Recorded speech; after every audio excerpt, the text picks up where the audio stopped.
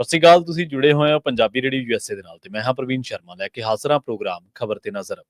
ਖਬਰ ਤੇ ਨਜ਼ਰ ਪ੍ਰੋਗਰਾਮ ਦੇ ਵਿੱਚ ਕਈ ਅਹਿਮ ਤੇ ਕਈ ਖਾਸ ਖਬਰਾਂ ਨੂੰ ਲੈ ਕੇ ਚਰਚਾ ਕਰਨ ਦੇ ਲਈ ਜੁੜ ਚੁੱਕੇ ਨੇ ਮਿੰਟੂ ਗੁਰਸਰੀਗਾ ਜੀ। ਮਿੰਟੂ ਸਤਿ ਸ਼੍ਰੀ ਅਕਾਲ, ਸਵਾਗਤ ਹੈ ਜੀ ਪੰਜਾਬੀ ਰੇਡੀਓ ਯੂਐਸਏ ਤੇ। ਜੀ ਸ਼ੁਕਰੀਆ ਸਾਰਿਆਂ ਨੂੰ, ਸਤਿ ਸ੍ਰੀ ਅਕਾਲ ਜੀ। ਸਤਿ ਸ਼੍ਰੀ ਅਕਾਲ ਜੀ। ਪ੍ਰੋਗਰਾਮ ਦੇ ਵਿੱਚ ਅੱਗੇ ਵਧਣ ਤੋਂ ਪਹਿਲਾਂ ਧੰਨਵਾਦ ਕਰਦੇ ਚਲੀਏ ਸਪਾਂਸਰਸ ਦਾ, ਜਿਹੜੇ ਜ਼ਰੀਆ ਬਣਦੇ ਨੇ ਇਹਨਾਂ ਪ੍ਰੋਗਰਾਮਾਂ ਨੂੰ ਤੁਹਾਡੇ ਤੱਕ ਪਹੁੰਚਾਉਣ ਦੇ ਲਈ। ਖਾਲਸਾ ਇੰਸ਼ੋਰੈਂਸ ਏਜੰਸੀ ਵਾਲੇ, ਜਿਨ੍ਹਾਂ ਤੋਂ ਤੁਸੀਂ ਹਰ ਤਰੀਕੇ ਦੀ ਇੰਸ਼ੋਰੈਂਸ ਲੈ ਸਕਦੇ ਹੋ। ਇੰਸ਼ੋਰੈਂਸ ਬਾਰੇ ਪਤਾ ਕਰਨ ਦੇ ਲਈ ਇਹਨਾਂ ਦਾ ਨੰਬਰ ਹੈ 460-272-2500। ਇਹ 1992 ਤੋਂ ਲਗਾਤਾਰ ਇੰਸ਼ੋਰੈਂਸ ਬਿਜ਼ਨਸ ਦੇ ਵਿੱਚ ਸ਼ਾਨਦਾਰ ਸੇਵਾਵਾਂ ਦੇ ਰਹੇ ਨੇ ਤੇ ਅਮਰੀਕਾ ਭਰ ਦੇ ਵਿੱਚ ਇੰਸ਼ੋਰੈਂਸ ਕਰਦੇ ਨੇ। ਓਬਾਮਾ ਕੇਅਰ, ਮੈਡੀਕੇਅਰ ਜਾਂ ਫਿਰ ਕਵਰਡ ਕੈਲੀਫੋਰਨੀਆ ਬਾਬਤ ਪਾਲਿਸੀ ਕਰਵਾਉਣ ਦੇ ਲਈ, ਸਲਾਹ ਲੈਣ ਦੇ ਲਈ ਅੱਜ ਹੀ ਕਾਲ ਕਰੋ 460-272-2500 ਤੇ। ਟਰਕੀਨ ਇਮੀਗ੍ਰੇਸ਼ਨ ਲਾ ਫਰਮ ਵਾਲੇ, ਜੇ ਟਰਕੀਆਨਾ ਟੌਰਨੀ ਟਰਕੀਆਨਾ ਦੇ ਨਾਲ ਤੁਸੀਂ ਯੂਐਸ ਇਮੀਗ੍ਰੇਸ਼ਨ ਬਾਬਤ ਕੋਈ ਵੀ ਸਲਾਹ ਕਰਨੀ ਹੈ ਤਾਂ ਇਹਨਾਂ ਦਾ ਨੰਬਰ ਹੈ 415-909-0503। ਕ੍ਰਿਸ਼ਨ ਧਨੋਟਾ ਯੂਬਾ ਸਿਟੀ, ਬਲਜਿੰਦਰ ਸਿੰਘ ਨੇ ਵੁੱਡਲੈਂਡ, ਪਰਮਜੀਤ ਕੌਰੰਗੀ ਵੈਕਾਵਿਲ, ਪ੍ਰਿਤਪਾਲ ਸਿੰਘ ਸਿੱਧੂ ਫਰੈਜ਼ਨੋ, ਜੀਐਲਨੀ ਵਾਲੇ ਟਰੱਕ ਵਾਸ਼ ਕਰਦੇ ਨੇ, ਆਇਲ ਚੇਂਜ ਕਰਦੇ ਨੇ, 에ਅਰ ਬ੍ਰੇਕਾਂ ਦਾ ਕੰਮ ਤਸੱਲੀ ਬਖਸ਼ ਕਰਵਾ ਸਕਦੇ ਹੋ। ਨਵੇਂ ਪੁਰਾਣੇ ਟਾਇਰ ਵੀ ਇਹਨਾਂ ਤੋਂ ਮਿਲਦੇ ਨੇ। ਲੋਕੇਸ਼ਨ ਆ ਸਿੰਤਨੇਲਾ ਦੀ। ਨਿਮਾ ਸੋਤਾ ਦੇ ਨਾਲ ਗੱਲ ਕੀਤੀ ਜਾ ਸਕਦੀ ਹੈ 209-277-0113 ਤੇ। Jaswinder Singh Nagra ਰੋਜ਼ਵੈਲ, Avtar Singh Sangha Yuba city. ਇਹਨਾਂ ਸਾਰੇ ਹੀ ਸਪਾਂਸਰਸ ਦਾ ਬਹੁਤ ਬਹੁਤ ਧੰਨਵਾਦ। ਤੇ ਜੇਕਰ ਤੁਸੀਂ ਵੀ ਪੰਜਾਬੀ ਰੇਡੀਓ ਯੂਐਸਏ ਦੇ ਇਹਨਾਂ ਪ੍ਰੋਗਰਾਮਾਂ ਨੂੰ ਸਪਾਂਸਰ ਕਰਨਾ ਚਾਹੁੰਦੇ ਹੋ ਤਾਂ ਸਟੂਡੀਓ ਦਾ ਨੰਬਰ ਹੈ 460-272-5200। ਅੱਜ ਦਾ ਇਹ ਖਬਰ ਤੇ ਨਜ਼ਰ ਪ੍ਰੋਗਰਾਮ ਸਾਲ 2024 ਦੀ 13 ਨਵੰਬਰ ਦਾ ਪ੍ਰੋਗਰਾਮ ਹੈ ਤੇ ਦਿਨ ਅੱਜ ਬੁੱਧਵਾਰ ਹੈ। ਖਬਰਾਂ ਦੀ ਸ਼ੁਰੂਆਤ ਮਿੰਟੂ ਜੀ ਕਰਗੇ ਅਕਾਲੀ ਦਲ ਤੋਂ। ਸੁਖਬੀਰ ਬਾਦਲ ਨੇ ਮੁੜ ਜੋਦੜੀ ਕੀਤੀ ਹੈ ਜੀ। ਬਿਲਕੁਲ, ਸੁਖਬੀਰ ਸਿੰਘ ਬਾਦਲ ਅੱਜ ਅਕਾਲ ਤਖਤ ਸਾਹਿਬ ਤੇ ਫੇਰ ਨਤਮਸਤਕ ਹੋਏ ਨੇ ਜਾ ਕੇ। ਇਹਨਾਂ ਨੇ ਜੋਦੜੀ ਕੀਤੀ ਆ ਜੀ। ਗੱਲ ਇਹ ਆ ਕਿ ਇਹਨਾਂ ਨੇ ਇੱਕ 4 ਸਫ਼ਿਆਂ ਦਾ ਫੇਰ ਉੱਥੇ ਬੇਨਤੀ ਪੱਤਰ ਜਿਹੜਾ ਉਹ ਸੌਂਪਿਆ। ਮਾਮਲਾ ਸਭਨਾਂ ਨੂੰ ਪਤਾ ਹੀ ਹੈ ਕਿ ਸੁਖਬੀਰ ਸਿੰਘ ਬਾਦਲ ਚਾਹੁੰਦੇ ਨੇ ਕਿ ਜਲਦ ਤੋਂ ਜਲਦ ਜੋ ਸਿੰਘ ਸਾਹਿਬਾਨ ਹੈ ਉਹ ਫੈਸਲਾ ਲੈਣ। ਅੱਜ ਇਹਨਾਂ ਨੇ ਵੱਖ-ਵੱਖ ਹਵਾਲੇ ਦਿੱਤੇ ਆ। ਵੈਸੇ ਤੁਹਾਨੂੰ ਸਭਨਾਂ ਨੂੰ ਪਤਾ ਹੀ ਹੈ ਕਿ ਇਹਨਾਂ ਦੀ ਫੈਮਿਲੀ ਦੇ ਵਿੱਚ ਸ਼ਾਦੀ ਵੀ ਰੱਖੀ ਹੋਈ ਹੈ ਇਹਨਾਂ ਦੀ ਬੇਟੀ ਦੀ। ਤਾਂ ਇਹਨਾਂ ਨੇ ਅੱਜ ਜੋ ਮਤਲਬ ਕਿ 4 ਸਫ਼ਿਆਂ ਦਾ ਬੇਨਤੀ ਪੱਤਰ ਸੌਂਪਿਆ, ਉਹਦੇ ਵਿੱਚ ਇੱਕ ਚੀਜ਼ ਜਿਹੜੀ ਆ ਉਹ ਇਹਨਾਂ ਨੇ ਲਿਖੀ ਆ ਸ਼ੁਰੂਆਤ ਦੇ ਵਿੱਚ ਹੀ ਹੈ ਕਿ ਇਹ ਸ਼ਿਕਾਇਤ ਸ਼੍ਰੋਮਣੀ ਅਕਾਲੀ ਦਲ ਖਿਲਾਫ ਲੰਬੇ ਸਮੇਂ ਤੋਂ ਕੀਤੇ ਜਾ ਰਹੇ ਉਸ ਕੂੜ ਪ੍ਰਚਾਰ ਦਾ ਹਿੱਸਾ ਸੀ ਜਿਸ ਤਹਿਤ ਸ਼੍ਰੋਮਣੀ ਅਕਾਲੀ ਦਲ ਨੂੰ ਧਾਰਮਿਕ, ਸਮਾਜਿਕ ਅਤੇ ਰਾਜਨੀਤਿਕ ਤੌਰ ਤੇ ਬਦਨਾਮ ਕਰਨ ਦਾ ਕੰਮ ਨਿਰੰਤਰ ਚੱਲ ਰਿਹਾ ਸੀ। ਥੋੜੀ ਜਿਹੀ ਝੋਲ ਹੈ ਇੱਥੇ, ਮੈਨੂੰ ਝੋਲ ਲੱਗੀ ਆ, ਮਾਫ ਕਰਨਾ, ਕਿਉਂਕਿ ਤੁਸੀਂ ਆਪ ਹੀ ਤੇ ਮੰਨੇ ਹੋ ਗੁਨਾਹ। ਇਹ ਕੂੜ ਪ੍ਰਚਾਰ ਚਲੋ ਠੀਕ ਆ, ਰਾਜਨੀਤਿਕ ਤੌਰ ਤੇ ਜਾਂ ਕਹਿ ਲਓ ਕਿ ਕੁਛ ਸੋਸ਼ਲ ਮੀਡੀਆ ਦੇ ਤੌਰ ਤੇ ਆਪਾਂ ਦੇਖ ਸਕਦੇ ਹਾਂ ਕਿ ਚੀਜ਼ਾਂ ਨੂੰ ਵਧਾ ਚੜਾ ਕੇ ਲੰਮਾ ਖਿੱਚਿਆ ਗਿਆ, ਪਰ ਬੇਅਦਬੀਆਂ ਤੋਂ ਲੈ ਕੇ ਸੁਮੇਧ ਸੈਣੀ ਤੱਕ ਦੀ ਨਿਯੁਕਤੀ ਉਹ ਤਾਂ ਕੋਈ ਕੂੜ ਪ੍ਰਚਾਰ ਨਹੀਂ, ਉਹ ਤੁਹਾਡੇ ਫੈਸਲੇ ਜਾਂ ਕਹਿ ਲਓ ਕਿ ਪ੍ਰਸ਼ਾਸਕੀ ਫੇਲੀਅਰ ਸਨ ਪ੍ਰਵੀਨ ਜੀ। ਠੀਕ ਹੈ ਨਾ। ਸੋ ਸਾਰਾ ਕੂੜ ਪ੍ਰਚਾਰ ਨਹੀਂ, ਇਸ ਗੱਲ ਤੋਂ ਆਪਾਂ ਮੁਨਕਰ ਨਹੀਂ ਹੋ ਸਕਦੇ ਕਿ ਅਕਾਲੀ ਦਲ ਨੂੰ ਬਹੁਤ ਜ਼ਿਆਦਾ ਨੁਕਸਾਨ ਸੋਸ਼ਲ ਮੀਡੀਆ ਦੇ ਨੈਗੇਟਿਵ ਪ੍ਰਚਾਰ ਨੇ ਪਹੁੰਚਾਇਆ। ਪਰ ਤੁਸੀਂ ਫੇਰ ਉਹੀ ਗੱਲਾਂ ਕਿ ਸਾਰੀਆਂ ਗੱਲਾਂ ਨੂੰ ਮੰਨ ਕੇ ਫੇਰ ਕਹਿ ਰਹੇ ਹੋ ਕਿ ਕੂੜ ਪ੍ਰਚਾਰ। ਤਾਂ ਖੈਰ ਇਹਨਾਂ ਨੇ ਮਤਲਬ ਕਿ ਇਹ ਸਾਰਾ ਕੁਝ ਜਿਹੜਾ ਹੈ ਉੱਥੇ ਸੌਂਪਿਆ ਕਿ ਸਾਨੂੰ ਬਈ ਤਨਖਾਹ ਲਾਈ ਜਾਵੇ, ਮਤਲਬ ਕਿ ਜਲਦੀ ਤੋਂ ਜਲਦੀ, ਕਿਉਂਕਿ ਉਹਦੇ ਵਿੱਚ ਹਵਾਲਾ ਇਹ ਵੀ ਦਿੱਤਾ ਗਿਆ ਕਿ ਵੇਖੋ ਜੀ ਮਤਲਬ ਇਸ ਵੇਲੇ ਮਸਲੇ ਬੜੇ ਤਗੜੇ ਆ ਗਏ ਨੇ ਪੰਥ ਦੇ ਸਾਹਮਣੇ, ਜਾਂ ਕਹਿ ਲਓ ਕਿ ਅਕਾਲੀ ਦਲ ਦੇ ਸਾਹਮਣੇ, ਪੰਜਾਬ ਦੇ ਸਾਹਮਣੇ ਰਾਜਨੀਤਿਕ ਤੌਰ ਤੇ ਬਹੁਤ ਵੱਡੇ ਇਸ ਵੇਲੇ ਮਾਮਲੇ ਬਣੇ ਪਏ ਜਿਨ੍ਹਾਂ 'ਚ ਹਿੱਸਾ ਲੈਣਾ ਲਾਜ਼ਮੀ ਹੈ। ਉਹਨਾਂ ਦੇ ਕਹਿਣ ਦਾ ਮਤਲਬ ਹੈ ਜੇ ਆਪਾਂ ਇਹਦਾ ਤੱਤਸਰ ਕੱਢਣਾ ਹੋਵੇ। ਹੁਣ ਦੇਖੋ ਅੱਗੇ ਕੀ ਬਣਦਾ, ਪਰ ਇਹਦੇ ਵਿੱਚ ਕੋਈ ਸ਼ੱਕ ਨਹੀਂ, ਕੋਈ ਦੋ ਰਾਏ ਨਹੀਂ ਪ੍ਰਵੀਨ ਜੀ ਕਿ ਕਾਫੀ ਸਮਾਂ ਲੱਗ ਗਿਆ। ਆਮ ਤੌਰ ਤੇ ਹੁੰਦਾ ਕਿ ਜੇ ਕੋਈ ਮਾਮਲਾ ਉਲਝ ਜਾਵੇ, ਕੋਈ ਮੰਨ ਨਹੀਂ ਰਿਹਾ ਗਲਤੀ ਵਗੈਰਾ ਵਗੈਰਾ, ਤਾਂ ਫਿਰ ਤਾਂ ਠੀਕ ਆ, ਪਰ ਇੱਥੇ ਅਗਸਤ ਦੇ ਵਿੱਚ ਜਿਹੜਾ ਫੈਸਲਾ ਹੋਇਆ ਉਹਨੂੰ ਲਾਗੂ ਕਰਨ 'ਚ ਹਾਲੇ ਵੀ ਕਾਫੀ ਦੇਰੀ ਹੋ ਰਹੀ ਆ। ਉਧਰ ਦੂਸਰੇ ਪਾਸੇ ਮਿਸਾਈਲ ਵੀ ਹੈਗੇ ਆ। ਹੁਣ ਤੁਸੀਂ ਦੇਖੋ ਨਾ, ਅੱਜ ਇੱਕ ਚੀਜ਼ ਹੋਰ ਵਾਪਰੀ ਆ ਕਿ ਹਰਿਆਣੇ ਨੂੰ ਅੱਡ ਵਿਧਾਨ ਸਭਾ ਵਾਸਤੇ ਚੰਡੀਗੜ੍ਹ 'ਚ ਜਗ੍ਹਾ ਮਿਲ ਗਈ ਹੈ। ਇਹਦੀ ਆਪਾਂ ਬਹੁਤ ਵਾਰੀ ਗੱਲ ਪਹਿਲਾਂ ਕੀਤੀ ਆ ਪ੍ਰਵੀਨ ਜੀ, ਬਹੁਤ ਵਾਰੀ ਆਪਾਂ ਗੱਲ ਕਰ ਚੁੱਕੇ ਇੱਥੇ ਪੰਜਾਬੀ ਰੇਡੀਓ ਯੂਐਸ ਤੇ ਕਿ ਇਹ ਮਾਮਲਾ ਕੁਝ ਇਸ ਕਿਸਮ ਦਾ ਸੀਗਾ ਕਿ ਏਦਾਂ ਲੱਗਦਾ ਸੀ ਕਿ ਹਰਿਆਣਾ ਇਲੈਕਸ਼ਨ ਤੋਂ ਪਹਿਲਾਂ ਹੀ ਕੰਮ ਹੋ ਜਾਏਗਾ, ਪਰ ਇੰਨਾ ਕਿਆਫਾ ਗਲਤ ਨਿਕਲਿਆ ਕਿ ਹਰਿਆਣਾ ਇਲੈਕਸ਼ਨ ਤੋਂ ਤੁਰੰਤ ਬਾਅਦ ਆਪਾਂ ਕਹਿ ਸਕਦੇ ਹਾਂ ਕਿ ਅੱਜ ਇਹ ਵੱਡਾ ਫੈਸਲਾ ਹੋ ਗਿਆ। ਹੁਣ ਆਪਾਂ ਦੇਖੀਏ, ਇੱਕ ਲੌਜੀਕਲੀ ਗੱਲ ਨੂੰ ਸਮਝੀਏ, ਤਾਂ ਹੁਣ ਜੇ ਮੰਨ ਲਓ ਕਿਸੇ ਨੇ ਸਿਆਸਤ ਕਰਨੀ, ਐਡੇ ਵੱਡਾ ਮਸਲਾ ਹੈ ਜੇ, ਤਾਂ ਉਹਨੂੰ ਉਹਦੇ ਵਿੱਚ ਹਿੱਸੇਦਾਰੀ ਦੀ ਇਜਾਜ਼ਤ ਨਾ ਹੋਵੇ ਤਾਂ ਮਸਲਾ ਤਾਂ ਗੰਭੀਰ ਹੈ ਨਾ, ਇਹਦੇ 'ਚ ਕੋਈ ਸ਼ੱਕ ਨਹੀਂ। ਸੋ ਮਸਲੇ ਕਈ ਨੇ, ਜਿੱਦਾਂ ਸੈਨੇਟ ਇਲੈਕਸ਼ਨ, ਉਹਦੇ ਵਿੱਚ ਕਿੱਡਾ ਵੱਡਾ ਮਾਮਲਾ ਪੱਖਿਆ ਹੋਇਆ। ਸੋ ਇਸ ਕਰਕੇ ਸੁਖਬੀਰ ਸਿੰਘ ਬਾਦਲ ਹੋਰਾਂ ਨੇ ਜਿਹੜਾ ਜੋਦੜੀ ਪੱਤਰ ਦਿੱਤਾ ਹੈ ਜਾਂ ਬੇਨਤੀ ਪੱਤਰ ਦਿੱਤਾ ਹੈ, ਉਹਦੇ ਵਿੱਚ ਇਹ ਸਾਰੀਆਂ ਚੀਜ਼ਾਂ ਜਿਹੜੀਆਂ ਨੇ ਕਨਕਲੂਡ ਕੀਤੀਆਂ ਗਈਆਂ। ਤਾਂ ਬਾਕੀ ਹੁਣ ਦੇਖੋ, ਬਹੁਤ ਕੁਝ ਵਾਪਰ ਰਿਹਾ। ਅੱਜ ਗਿਆਨੀ ਹਰਪ੍ਰੀਤ ਸਿੰਘ ਹੋਰਾਂ ਨੇ Z+ ਸਿਕਿਉਰਿਟੀ ਜਿਹੜੀ ਸੀ ਉਹ ਵੀ ਵਾਪਸ ਕਰ ਦਿੱਤੀ ਆ। ਬਾਕੀ ਅਨਫੋਰਚੂਨੇਟਲੀ ਕਹਿ ਲਓ ਕਿ ਅੱਜ ਸੁਖਬੀਰ ਸਿੰਘ ਬਾਦਲ ਹੋਰਾਂ ਨੂੰ ਸੱਟ ਵੀ ਲੱਗ ਗਈ, ਤੇ ਜਦੋਂ ਇਹਨਾਂ ਨੂੰ ਵੀਲ ਚੇਅਰ ਤੇ ਲਿਆਂਦਾ ਜਾ ਰਿਹਾ ਸੀਗਾ ਨਾ, ਇਹਨਾਂ ਦੇ ਕਹਿ ਲਓ ਕਿ ਲੱਤ ਤੇ ਹੇਠਲੇ ਹਿੱਸੇ 'ਚ ਪੈਰ ਵਾਲੀ ਜਗ੍ਹਾ ਤੇ ਪਲਸਤਰ ਚੜਿਆ ਹੋਇਆ ਸੀਗਾ, ਤਾਂ ਬੜੇ ਬੇਵਸ 'ਚ ਨਜ਼ਰ ਆ ਰਹੇ ਸੀ, ਬੜੇ ਬੇਵਸ ਜੇ। ਤੇ ਮੈਂ ਉਹ ਸੋਚ ਰਿਹਾ ਸੀ, ਉਹ ਕਿ ਸ਼ੇਰ ਪੜਿਆ ਸੀ ਕਿਤੇ ਪਹਿਲਾਂ, ਤੇ ਉਹ ਯਾਦ ਆਇਆ ਕਿ ਜ਼ਿੰਦਗੀ आज ये किस मोड़ पे ले आई है, भीड़ नजरों में है, एहसास में तन्हाई है। ਮਤਲਬ ਕਿ ਸਾਹਮਣੇ ਤਾਂ ਮੇਲੇ ਲੱਗੇ ਹੋਏ ਨੇ, ਸਾਹਮਣੇ ਤੇ ਮਜ਼ਮੇ ਨੇ, ਸਾਹਮਣੇ ਤੇ ਭੀੜਾਂ ਨੇ, ਪਰ ਅਹਿਸਾਸ 'ਚ ਕਿਤੇ ਨਾ ਕਿਤੇ ਤਨਹਾਈ ਜਿਹੜੀ ਹੈ ਨਾ, ਉਹ ਸੁਖਬੀਰ ਸਿੰਘ ਬਾਦਲ, ਉਹ ਸੁਖਬੀਰ ਸਿੰਘ ਬਾਦਲ ਸਰ, ਜਿਸ ਨੂੰ ਕਹਿ ਲਓ ਕਿ ਮਿਲਣ ਵਾਲਿਆਂ ਦਾ ਮੇਲਾ ਲੱਗਾ ਹੁੰਦਾ ਸੀ ਬਾਦਲ ਪਿੰਡ। ਨਿਕਲਣ ਲੱਗਿਆ ਉਧਰੋਂ ਖਿਓਲੀ ਕਾਫਲਾ ਪਹੁੰਚ ਜਾਂਦਾ ਸੀ, ਉਧਰੋਂ ਬਾਦਲ ਪਿੰਡੋਂ ਨਿਕਲ ਰਿਹਾ ਹੁੰਦਾ ਸੀਗਾ, 3-4 ਕਿਲੋਮੀਟਰ ਲੰਬਾ। ਤਾਂ ਖੈਰ ਵਕਤ ਦੀ ਬਾਤ ਹੈ। ਬਾਕੀ ਦੇਖੋ ਹੁਣ ਸਿੰਘ ਸਾਹਿਬਾਨ ਕਦੋਂ ਫੈਸਲਾ ਲੈਂਦੇ ਆ, ਪਰ ਇਹਨਾਂ ਨੇ ਬੇਨਤੀ ਜ਼ਰੂਰ ਕੀਤੀ ਆ। ਜਦੋਂ ਇਹ ਪਤਾ ਨਹੀਂ ਕਿਹੋ ਜਿਹਾ ਨਜ਼ਰੀਆ ਸਾਡੇ ਸਿਆਸਤਦਾਨਾਂ ਦਾ ਮਿੰਟੂ ਜੀ, ਜਦੋਂ ਤਾਂ ਸੱਤਾ ਦੇ ਵਿੱਚ ਹੁੰਦੇ ਆ ਤਾਂ ਵਿਰੋਧੀ ਧਿਰ ਦੇ ਜਿਹੜੇ ਮੁੱਦੇ ਚੱਕੇ ਹੁੰਦੇ ਜਾਂ ਵਿਰੋਧੀ ਧਿਰ ਜਿਹੜੀਆਂ ਗੱਲਾਂ ਕਰਦੀ ਹੈ ਉਹ ਨਹੀਂ ਦਿੰਦੀਆਂ। ਜਦੋਂ ਵਿਰੋਧੀ ਧਿਰ ਦੇ ਵਿੱਚ ਹੁੰਦੇ ਆ ਤੇ ਫਿਰ ਕੁਰਸੀ ਤੇ ਬਹਿ ਜਾਂਦੇ ਤੇ ਫਿਰ ਉਹ ਨਹੀਂ ਦਿੰਦੇ। ਹੁਣ ਤੁਸੀਂ ਦੇਖੋ, ਸੁਖਬੀਰ ਸਿੰਘ ਬਾਦਲ ਕਹਿ ਰਿਹਾ ਵੀ ਸੋਸ਼ਲ ਮੀਡੀਆ ਦੇ ਪ੍ਰਚਾਰ ਕਰਕੇ ਸਾਨੂੰ ਢਾਹ ਲੱਗੀ ਜਾਂ ਸਾਡਾ ਅਕਾਲੀ ਦਲ ਬਦਨਾਮ। ਮਾਫ ਕਰਨਾ, ਸੋਸ਼ਲ ਮੀਡੀਆ ਤੋਂ ਮੈਂ ਜ਼ਿਕਰ ਨਹੀਂ ਕੀਤਾ, ਉਹਨਾਂ ਨੇ ਕੂੜ ਪ੍ਰਚਾਰ ਸ਼ਬਦ ਇਸਤੇਮਾਲ ਕੀਤਾ। ਮੈਂ ਉਹ ਪੱਤਰ ਨੂੰ ਕੋਟ ਕੀਤਾ ਹੈ। ਸੋਸ਼ਲ ਮੀਡੀਆ ਤੇ ਮੈਂ ਆਪਣੇ ਵੱਲੋਂ ਕਹਿ ਰਿਹਾ ਕਿ ਠੀਕ ਹੈ, ਉਹ ਸਾਰੀਆਂ ਚੀਜ਼ਾਂ ਜਿਹੜੀਆਂ ਉਹ ਅਲੱਗ ਤੋਂ ਹੈਗੀਆਂ, ਪਰ ਜਿਹੜੀ ਸੱਚਾਈ ਆ, ਰਿਐਲਿਟੀ ਹੈ ਜਿਹੜੀ, ਉਹਨੂੰ ਝੁਠਲਾਇਆ ਨਹੀਂ ਜਾ ਸਕਦਾ। ਮਤਲਬ ਕਿ ਕੁਝ ਘਟਨਾਵਾਂ ਜਿਹੜੀਆਂ ਉਹ ਤੁਹਾਡੇ ਪ੍ਰਸ਼ਾਸਨ 'ਚ ਵਾਪਰੀਆਂ, ਤੁਹਾਡੇ ਰਾਜ 'ਚ ਵਾਪਰੀਆਂ।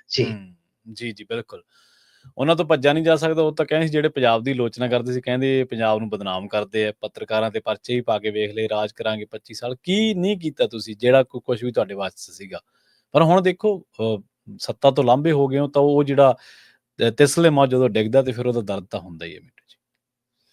ਬਿਲਕੁਲ, ਬੇਵਸੀ ਹੀ ਲੱਗਨੇ ਲਗੀ ਹੈ ਅੱਜ ਜ਼ਿੰਦਗੀ, ਤਾਂ ਬਸ ਕਈ ਵਾਰ ਬੇਵਸੀ ਹੀ ਜ਼ਿੰਦਗੀ ਬਣ ਜਾਂਦੀ ਹੈ ਸਰ ਜੀ। ਉਧਰ ਲੋਕਲ ਬਾਡੀਜ਼ ਦੀਆਂ ਜਿਹੜੀਆਂ ਚੋਣਾਂ, ਉਹਨਾਂ ਦੀ ਤਿਆਰੀ ਸ਼ੁਰੂ ਹੋ ਗਈ ਹੈ ਜੀ ਸੁਪਰੀਮ ਕੋਰਟ ਦੀ ਘੁਰਕੀ ਤੋਂ ਬਾਅਦ। ਹਾਂਜੀ ਦੇਖੋ, ਇਹ ਤੇ ਹੈ ਹੀ ਆ, ਹਾਈ ਕੋਰਟ ਤੋਂ ਬਾਅਦ ਤੇ ਸੁਪਰੀਮ ਕੋਰਟ ਦਾ ਰਸਤਾ ਹੁੰਦਾ ਹੈ ਪ੍ਰਵੀਨ ਜੀ। ਸੁਪਰੀਮ ਕੋਰਟ 'ਚ ਚਲੇ ਜਾਂਦੇ ਆ ਲੋਕ, ਵੀ ਚਲੇ ਜਾਂਦੇ ਆ, ਸਰਕਾਰਾਂ ਵੀ ਚਲੇ ਜਾਂਦੀਆਂ, ਪਰ ਸੁਪਰੀਮ ਕੋਰਟ 'ਚੋਂ ਗਾਹ ਹੁਣ ਮੱਕਿਓ ਪਰਾਂ ਤੇ ਉਜਾੜ ਵਾਲੀ ਗੱਲ ਆ ਨਾ, ਕਿ ਉਦੋਂ ਗਾਹ ਕਿੱਥੇ ਜਾਣਾ ਆ। ਸੋ ਸੁਪਰੀਮ ਕੋਰਟ ਨੇ ਜਦੋਂ ਫਾਈਨਲ ਕਰ ਦਿੱਤਾ ਸਾਰਾ ਕੁਝ, ਮੋਹਰ ਲਾ ਦਿੱਤੀ, ਤਾਂ ਫਿਰ ਤਿਆਰੀਆਂ ਤੇ ਵਿੱਢਣੀਆਂ ਪੈਣੀਆਂ। ਤਾਂ ਅੱਜ ਕਹਿ ਲਓ ਕਿ ਇਹਨਾਂ ਨੇ ਪ੍ਰੋਗਰਾਮ ਜਾਰੀ ਕਰ ਦਿੱਤਾ ਹੈ। 5 ਨਗਰ ਨਿਗਮ, 43 ਜੋ ਨਗਰ ਕੌਂਸਲਾਂ ਤੇ ਨਗਰ ਪੰਚਾਇਤਾਂ ਹੈ, ਉਹਨਾਂ ਦਾ ਇਲੈਕਸ਼ਨ ਪ੍ਰੋਸੈਸ ਜਿਹੜਾ ਹੈ ਉਹ ਸ਼ੁਰੂ ਹੋ ਗਿਆ, ਕਿਉਂਕਿ ਹੁਣ ਜੋ ਵੋਟਰ ਸੂਚੀਆਂ ਹੈ ਉਹਨਾਂ ਨੂੰ ਅਮੈਂਡ ਕਰਨ ਦਾ ਕੰਮ ਜਿਹੜਾ ਹੈ ਉਹ ਸ਼ੁਰੂ ਹੋ ਗਿਆ। ਯਾਨੀ ਅੱਜ 13 ਨਵੰਬਰ ਨੂੰ ਇਹ ਸਭ ਕੁਝ ਜਿਹੜਾ ਹੈ ਉਹ ਸਟਾਰਟ ਹੋ ਗਿਆ। ਸਟੇਟ ਇਲੈਕਸ਼ਨ ਕਮਿਸ਼ਨਰ ਰਾਜ ਕਮਲ ਚੌਧਰੀ ਨੇ ਦੱਸਿਆ ਕਿ ਜੋ ਰਜਿਸਟ੍ਰੇਸ਼ਨ ਹੋਈ ਹੈ, ਜਿਹੜੇ ਮਤਲਬ ਕਿ ਵੋਟਰ ਰਜਿਸਟਰਡ ਨੇ, ਤਾਂ ਉਹਨਾਂ ਦੀਆਂ ਜਿਹੜੀਆਂ ਸੂਚੀਆਂ ਪ੍ਰਕਾਸ਼ਨ ਦਾ 14 ਨਵੰਬਰ ਨੂੰ ਕੰਮ ਨਿਬੇੜ ਲਿਆ ਜਾਏਗਾ। ਉਸ ਤੋਂ ਬਾਅਦ 18 ਨਵੰਬਰ ਤੋਂ 25 ਨਵੰਬਰ ਤੱਕ ਲੋਕ ਦਾਅਵੇ ਤੇ ਐਤਰਾਜ਼ ਜਿਹੜੇ ਉਹ ਦਰਜ ਕਰਵਾ ਸਕਦੇ ਆ। ਫਿਰ ਇਹਨਾਂ ਦਾ ਨਿਬੇੜਾ 3 ਦਸੰਬਰ 2024 ਤੱਕ ਹੋ ਜਾਏਗਾ। ਤੇ ਜਿਹੜੀ ਲਾਸਟ ਪ੍ਰਕਾਸ਼ਨਾ ਜਿਹੜੀ ਹੋਣੀ ਆ, ਯਾਨੀ ਜੋ ਆਖਰੀ ਛਪਾਈ ਹੋਣੀ ਆ 7 ਦਸੰਬਰ 2024 ਤੱਕ, ਮਤਲਬ ਕਿ 7 ਦਸੰਬਰ ਨੂੰ ਵੋਟਰ ਸੂਚੀਆਂ ਦਾ ਕੰਮ ਘੱਟੋ ਘੱਟ ਮੁਕੰਮਲ ਹੋ ਜਾਏਗਾ। ਬਾਕੀ ਹੱਦਬੰਦੀ ਹੁਣ ਇਹ ਵਿੱਚੇ ਤੁਰੀ ਫਿਰਨੀ ਆ। ਮੈਂ ਜਿਵੇਂ ਤੁਹਾਨੂੰ ਦੱਸਿਆ ਸੀ ਕਿ ਹੱਦਬੰਦੀ ਦਾ ਮਸਲਾ ਜਿਹੜਾ ਉਹ ਟੇਢਾ ਹੋ ਜਾਂਦਾ ਹੈ। ਹੱਦਬੰਦੀਆਂ ਜਦੋਂ ਵੀ ਸਰਕਾਰਾਂ ਬਦਲਦੀਆਂ ਆਪਣੇ ਹਿਸਾਬ ਕਿਤਾਬ ਨਾਲ ਸਥਾਨਕ ਸਰਕਾਰਾਂ ਦੇ ਵਿੱਚ ਉਹ ਕਰਦੀਆਂ ਕਰਾਉਂਦੀਆਂ ਤਾਂ ਕਿ ਵੱਧ ਤੋਂ ਵੱਧ ਲਾਭ ਜਿਹੜਾ ਉਹ ਲਿਆ ਜਾ ਸਕੇ। ਹੂੰ, ਹੂੰ, ਹੁਣ ਇਹ ਕਨਫਿਊਜ਼ਨ ਹੈ ਹਾਲੇ, ਕਿਉਂਕਿ ਸਮਾਂ ਇਸ ਤੋਂ ਬਾਅਦ ਵੀ ਹਾਲੇ ਹੈਗਾ ਹੀ ਆ, ਹੂੰ, ਕਿਉਂਕਿ ਤਕਰੀਬਨ ਲਾ ਲਓ ਇਹਨਾਂ ਨੂੰ 2 ਮਹੀਨਿਆਂ ਦਾ ਸਮਾਂ ਮਿਲਿਆ ਹੋਇਆ। ਹੁਣ ਗੱਲ ਇਹ ਆ ਕਿ ਇਹ ਅੰਬਲ ਭੂਸਾ ਮੇਰੇ ਵਾਸਤੇ ਤੇ ਹਾਲੇ ਵੀ ਕਾਇਮ ਆ ਕਿ ਕੀ ਆਮ ਆਦਮੀ ਪਾਰਟੀ ਦੀ ਸਰਕਾਰ ਪੁਰਾਣੀ ਵਾਰਡਬੰਦੀ 'ਚ ਜਾਏਗੀ ਜਾਂ ਨਵੀਂ ਵਾਰਡਬੰਦੀ 'ਚ ਜਾਏਗੀ। ਇਹ ਇੱਕ ਇੰਟਰਸਟਿੰਗ ਗੱਲ ਹੋਏਗੀ। ਦੂਜੀ ਚੀਜ਼ ਕਿ ਇਸ ਪੱਖ ਤੋਂ ਹਟ ਕੇ ਜੇ ਇੱਕ ਚੀਜ਼ ਹੋਰ ਵੀ ਆਪਾਂ ਵੇਖੀਏ ਇੱਕ ਵਿਸ਼ਲੇਸ਼ਕ ਦੇ ਤੌਰ ਤੇ ਜਾਂ ਵਿਸ਼ਲੇਸ਼ਣ ਦੇ ਤੌਰ ਤੇ, ਕਿ ਸਭ ਜਿਹੜਾ ਇਹ ਇਲੈਕਸ਼ਨ ਟਾਲਣ ਦਾ ਯਤਨ ਕੀਤਾ ਜਾ ਰਿਹਾ ਸੀਗਾ ਨਾ, ਉਹਦੇ ਪਿੱਛੇ ਇੱਕ ਵੱਡਾ ਕਾਰਨ ਸੀ ਦਿੱਲੀ ਇਲੈਕਸ਼ਨ, ਕਿ ਦਿੱਲੀ ਇਲੈਕਸ਼ਨ ਇੱਕ ਵਾਰੀ ਲੰਘ ਜਾਵੇ ਉਸ ਤੋਂ ਬਾਅਦ ਇਹ ਇਲੈਕਸ਼ਨ ਕਰਵਾਇਆ ਜਾਵੇ ਤੇ ਬਿਹਤਰ ਹੋਵੇਗਾ, ਪਰ ਮਜਬੂਰੀਆਂ ਬਣ ਗਈਆਂ। ਹੁਣ ਇਹਨਾਂ ਤੇ ਦੋਹਰਾ ਪ੍ਰੈਸ਼ਰ ਆ। ਇੱਕ ਤੇ ਇਹ ਹੈ ਕਿ ਜ਼ਿਮਨੀ ਚੋਣਾਂ 'ਚ ਪ੍ਰਦਰਸ਼ਨ ਅੱਛਾ ਕਰੋ, ਤੇ ਦੂਸਰਾ ਹੈ ਕਿ ਇਹਨਾਂ ਚੋਣਾਂ 'ਚ ਵੀ ਪ੍ਰਦਰਸ਼ਨ ਅੱਛਾ ਕਰਕੇ ਤੁਹਾਨੂੰ ਦਿੱਲੀ ਜਾਣਾ ਪਊ। ਅਦਰਵਾਈਜ਼ ਦਿੱਲੀ ਗਿਆ ਨੂੰ ਲੋਕ ਘੇਰਨਗੇ ਕਿ ਤੁਹਾਨੂੰ ਲੋਕਲ ਬਾਡੀਜ਼ ਦੇ ਵਿੱਚ ਯਾਨੀ ਸ਼ਹਿਰਾਂ ਦੇ ਵਿੱਚ ਬਈ ਲੋਕਾਂ ਨੇ ਨਕਾਰਿਆ ਹੈ। ਸੋ ਇਸ ਕਰਕੇ ਮੈਨੂੰ ਲੱਗਦਾ ਕਿ ਆਮ ਆਦਮੀ ਪਾਰਟੀ ਵਾਸਤੇ ਉਹ ਜਿਵੇਂ ਕਹਿੰਦੇ ਹੁੰਦੇ ਆ ਨਾ ਕਿ ਸਿਤਾरों से आगे जहां और भी हैं, अभी इश्क के इम्तिहान और भी हैं। ਮਤਲਬ ਸਾਫ਼ ਆ ਕਿ ਜੇ ਜ਼ਿਮਨੀ ਚੋਣਾਂ ਵਾਲਾ ਇਮਤਿਹਾਨ ਲੰਘੇਗਾ ਤੇ ਇਹਦਾ ਮਤਲਬ ਇਹ ਨਹੀਂ ਕਿ ਇਮਤਿਹਾਨ ਖਤਮ ਹੋ ਜਾਣਗੇ। ਦਿਨ ਪੇਪਰਾਂ ਦੇ ਨੇੜੇ ਚੰਨ ਮੱਖਣਾ, ਤੇਰਾ ਪੈਂਦਾ ਵੇ ਖਿਆਲ ਤਾਂ ਵੀ ਰੱਖਣਾ, ਤਾਂ ਦਿਨ ਪੇਪਰਾਂ ਦੇ ਗਾਂ ਫੇਰ ਹੋਰ ਨੇੜੇ ਆ ਜਾਣਗੇ। ਇਹ ਇਲੈਕਸ਼ਨ ਜਿਹੜਾ ਕ੍ਰੂਸ਼ਲ ਹੋਏਗਾ ਆਮ ਆਦਮੀ ਪਾਰਟੀ ਵਾਸਤੇ। ਜੀ, ਜੀ। ਤੇ ਪੰਜਾਬ ਯੂਨੀਵਰਸਿਟੀ ਦੇ ਵਿੱਚ ਵਿਦਿਆਰਥੀਆਂ ਤੇ ਲਾਠੀਚਾਰਜ ਕੀਤਾ ਗਿਆ ਜੀ। ਦੇਖੋ ਇਹ ਸੈਨੇਟ ਦਾ ਹੀ ਮਸਲਾ ਹੈ। ਸੈਨੇਟ ਬਹੁਤ ਵਧੀਆ ਇੱਕ ਮਾਡਲ ਸੀਗਾ ਜਿਹਦੇ ਤੇ ਭਾਜਪਾ ਨੇ, ਆਰਐਸਐਸ ਨੇ ਪਤਾ ਨਹੀਂ ਕਿਉਂ ਟੇਢੀ ਅੱਖ ਰੱਖ ਲਈ। ਸ਼ਾਇਦ ਇਸ ਕਰਕੇ ਕਿਉਂਕਿ ਨਰੰਗੀ ਸੰਤਰੇ ਜਿਹੜੇ ਆ ਉਹ ਇੱਥੇ ਚੱਲਦੇ ਨਹੀਂ ਹੈ ਇਹੋ ਜਿਹੀਆਂ ਯੂਨੀਵਰਸਿਟੀਆਂ 'ਚ। ਇਹਨਾਂ ਨੂੰ ਇਹ ਹੁੰਦਾ ਕਿ ਨਾਗਪੁਰ ਦੇ ਜਿਹੜੇ ਸੰਤਰੇ ਆ ਨਰੰਗੀ ਉਹ ਇੱਥੇ ਕੰਮ ਕਰਨ। ਵੈਸੇ ਕੁਝ ਹੱਦ ਤੱਕ ਤੇ ਹਾਵੀ ਹੋਏ ਪਏ ਨੇ। ਹੁਣ ਗੱਲ ਇਹ ਆ ਕਿ ਇਹ ਇੱਕ ਐਸਾ ਮਾਡਲ ਸੀਗਾ ਜਿਹੜਾ 19ਵੀਂ ਸਦੀ ਦੇ ਕਹਿ ਲਓ ਕਿ ਅੰਤ ਜੇ 'ਚ ਆਇਆ, ਹਾਲੇ ਵੀ ਜਿਹੜਾ ਐਗਜ਼ਿਸਟ ਕਰਦਾ ਹੈ, ਜਿਹੜਾ ਬਹੁਤ ਵਧੀਆ ਗਵਰਨ ਕਰਦਾ ਹੈ। ਕਦੇ ਇਹਦੇ ਤੇ ਤਫਸੀਲ 'ਚ ਆਪਾਂ ਗੱਲ ਕਰਾਂਗੇ, ਤੁਹਾਨੂੰ ਮੈਂ ਦੱਸਾਂਗਾ ਕਿ ਕਿਸ ਤਰ੍ਹਾਂ ਇਹ ਕੰਮ ਕਰਦਾ ਹੈ। ਹੁਣ ਉਸ ਸੈਨੇਟ ਨੂੰ ਖਤਮ ਕਰਨ ਵਾਸਤੇ ਜਿਸ ਤਰ੍ਹਾਂ ਲਮਕਾਇਆ ਜਾ ਰਿਹਾ, ਪਿਛਲੀ ਵਾਰੀ ਵੀ ਹੋਇਆ, ਐਤਕੀ ਵੀ ਇਹਨਾਂ ਨੇ ਨੋਟੀਫਿਕੇਸ਼ਨ ਮੈਂ ਤੁਹਾਨੂੰ ਦੱਸਿਆ ਸੀਗਾ ਕਿ ਕਿਸ ਤਰ੍ਹਾਂ 200 ਦਿਨ ਪਹਿਲਾਂ ਜਾਂ ਇੱਕ ਕੋਈ ਸ਼ਾਇਦ 60 ਦਿਨ ਪਹਿਲਾਂ ਜਾਰੀ ਕਰਨਾ ਹੁੰਦਾ, ਉਹ ਇਹਨਾਂ ਨੇ ਕੀਤਾ ਨਹੀਂ ਐਤਕੀ। ਤਾਂ ਹੁਣ ਉੱਥੇ ਮੁਜ਼ਾਹਰੇ ਹੋ ਰਹੇ ਸੀਗੇ। ਅੱਜ ਕੀ ਕੀਤਾ ਇਹਨਾਂ ਨੇ ਕਿ ਪਹਿਲਾਂ ਸਟੂਡੈਂਟਸ ਨੇ ਵੀਸੀ ਦੇ ਘਰਾਓ ਦਾ ਐਲਾਨ ਕੀਤਾ ਸੀ, ਬਾਅਦ ਦੇ ਵਿੱਚ ਇੱਥੇ ਨਾ ਨੇੜੇ ਹੀ ਪੰਜਾਬ ਵਿਜ਼ਨ 2047 ਦਾ, ਇਹ ਵੀ ਵੈਸੇ ਕਾਪੀ ਪੇਸਟ ਮਹਿਕਮਾ ਹੀ ਆ, ਮੈਂ ਹਿਸਾਬ ਲਾਇਆ ਆਮ ਆਦਮੀ ਪਾਰਟੀ ਵਾਲੇ ਵੀ, ਨਰਿੰਦਰ ਮੋਦੀ ਹੋਰੀ ਨਹੀਂ ਚੱਕੀ ਫਿਰਦੇ ਏਜੰਡਾ 2047 ਇੰਡੀਆ ਦਾ, ਉਦਾਂ ਇਹ ਵੀ ਚੱਕ ਕੇ ਬਹਿ ਗਏ ਆ ਵੀ ਅੱਜ ਤੇ ਤੁਹਾਡੇ ਤੋਂ ਸੰਭਾਲਿਆ ਨਹੀਂ ਜਾ ਰਿਹਾ, 47 ਦਾ ਸੋਚਣ ਲੱਗ ਪਏ ਨੇ।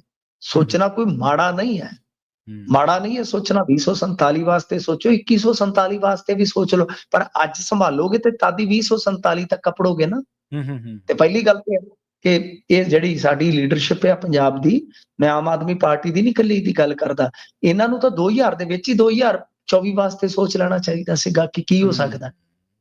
ਤਾਂ ਖੈਰ ਉਹਦੇ ਤੇ ਸਾਨੂੰ ਕੋਈ ਚਲੋ ਇਤਰਾਜ਼ ਨਹੀਂ, ਆਪਦਾ ਕਰਦੇ ਏਜੰਡਾ ਬਣਾਈ ਜਾਣ, ਸੈੱਟ ਕਰਦੇ ਤਾਂ ਠੀਕ ਆ। ਬਟ ਉੱਥੇ ਹੁਣ ਦੇਖੋ ਇੱਕ ਪਾਸੇ ਤੇ ਇਹਨਾਂ ਦੇ ਜਿਹੜੇ ਲੀਡਰ ਆ ਉਹ ਜਾ ਕੇ ਉਹਨਾਂ ਮੁਜ਼ਾਹਰਿਆਂ ਦੇ ਵਿੱਚ ਹਿੱਸੇਦਾਰੀ ਕਰ ਰਹੇ ਆ, ਤੇ ਦੂਸਰੇ ਪਾਸੇ ਜਦੋਂ ਵੀਸੀ ਦਾ ਪ੍ਰੋਗਰਾਮ ਘਰਾਓ ਦਾ ਰੱਦ ਹੋ ਗਿਆ, ਜਦੋਂ ਸਟੂਡੈਂਟਸ ਨੇ ਇੱਧਰ ਨੂੰ ਵਧਣਾ ਸਟਾਰਟ ਕੀਤਾ ਇਹਨਾਂ ਬੰਨੀ, ਤਾਂ ਫਿਰ ਉੱਥੇ ਲਾਠੀ ਚਾਰਜ ਹੋ ਜਾਂਦਾ ਹੈ। ਤੇ ਜੇ ਸਾਊ ਦੇ ਤੇ ਕਹਿ ਦਿੰਦੇ ਕਿ ਕੋਈ ਗੱਲ ਨਹੀਂ, ਇਹਨਾਂ ਦਾ ਪ੍ਰਦਰਸ਼ਨ ਦੇ ਵਿੱਚ ਤੇ ਅਸੀਂ ਹਿੱਸੇਦਾਰ ਆ।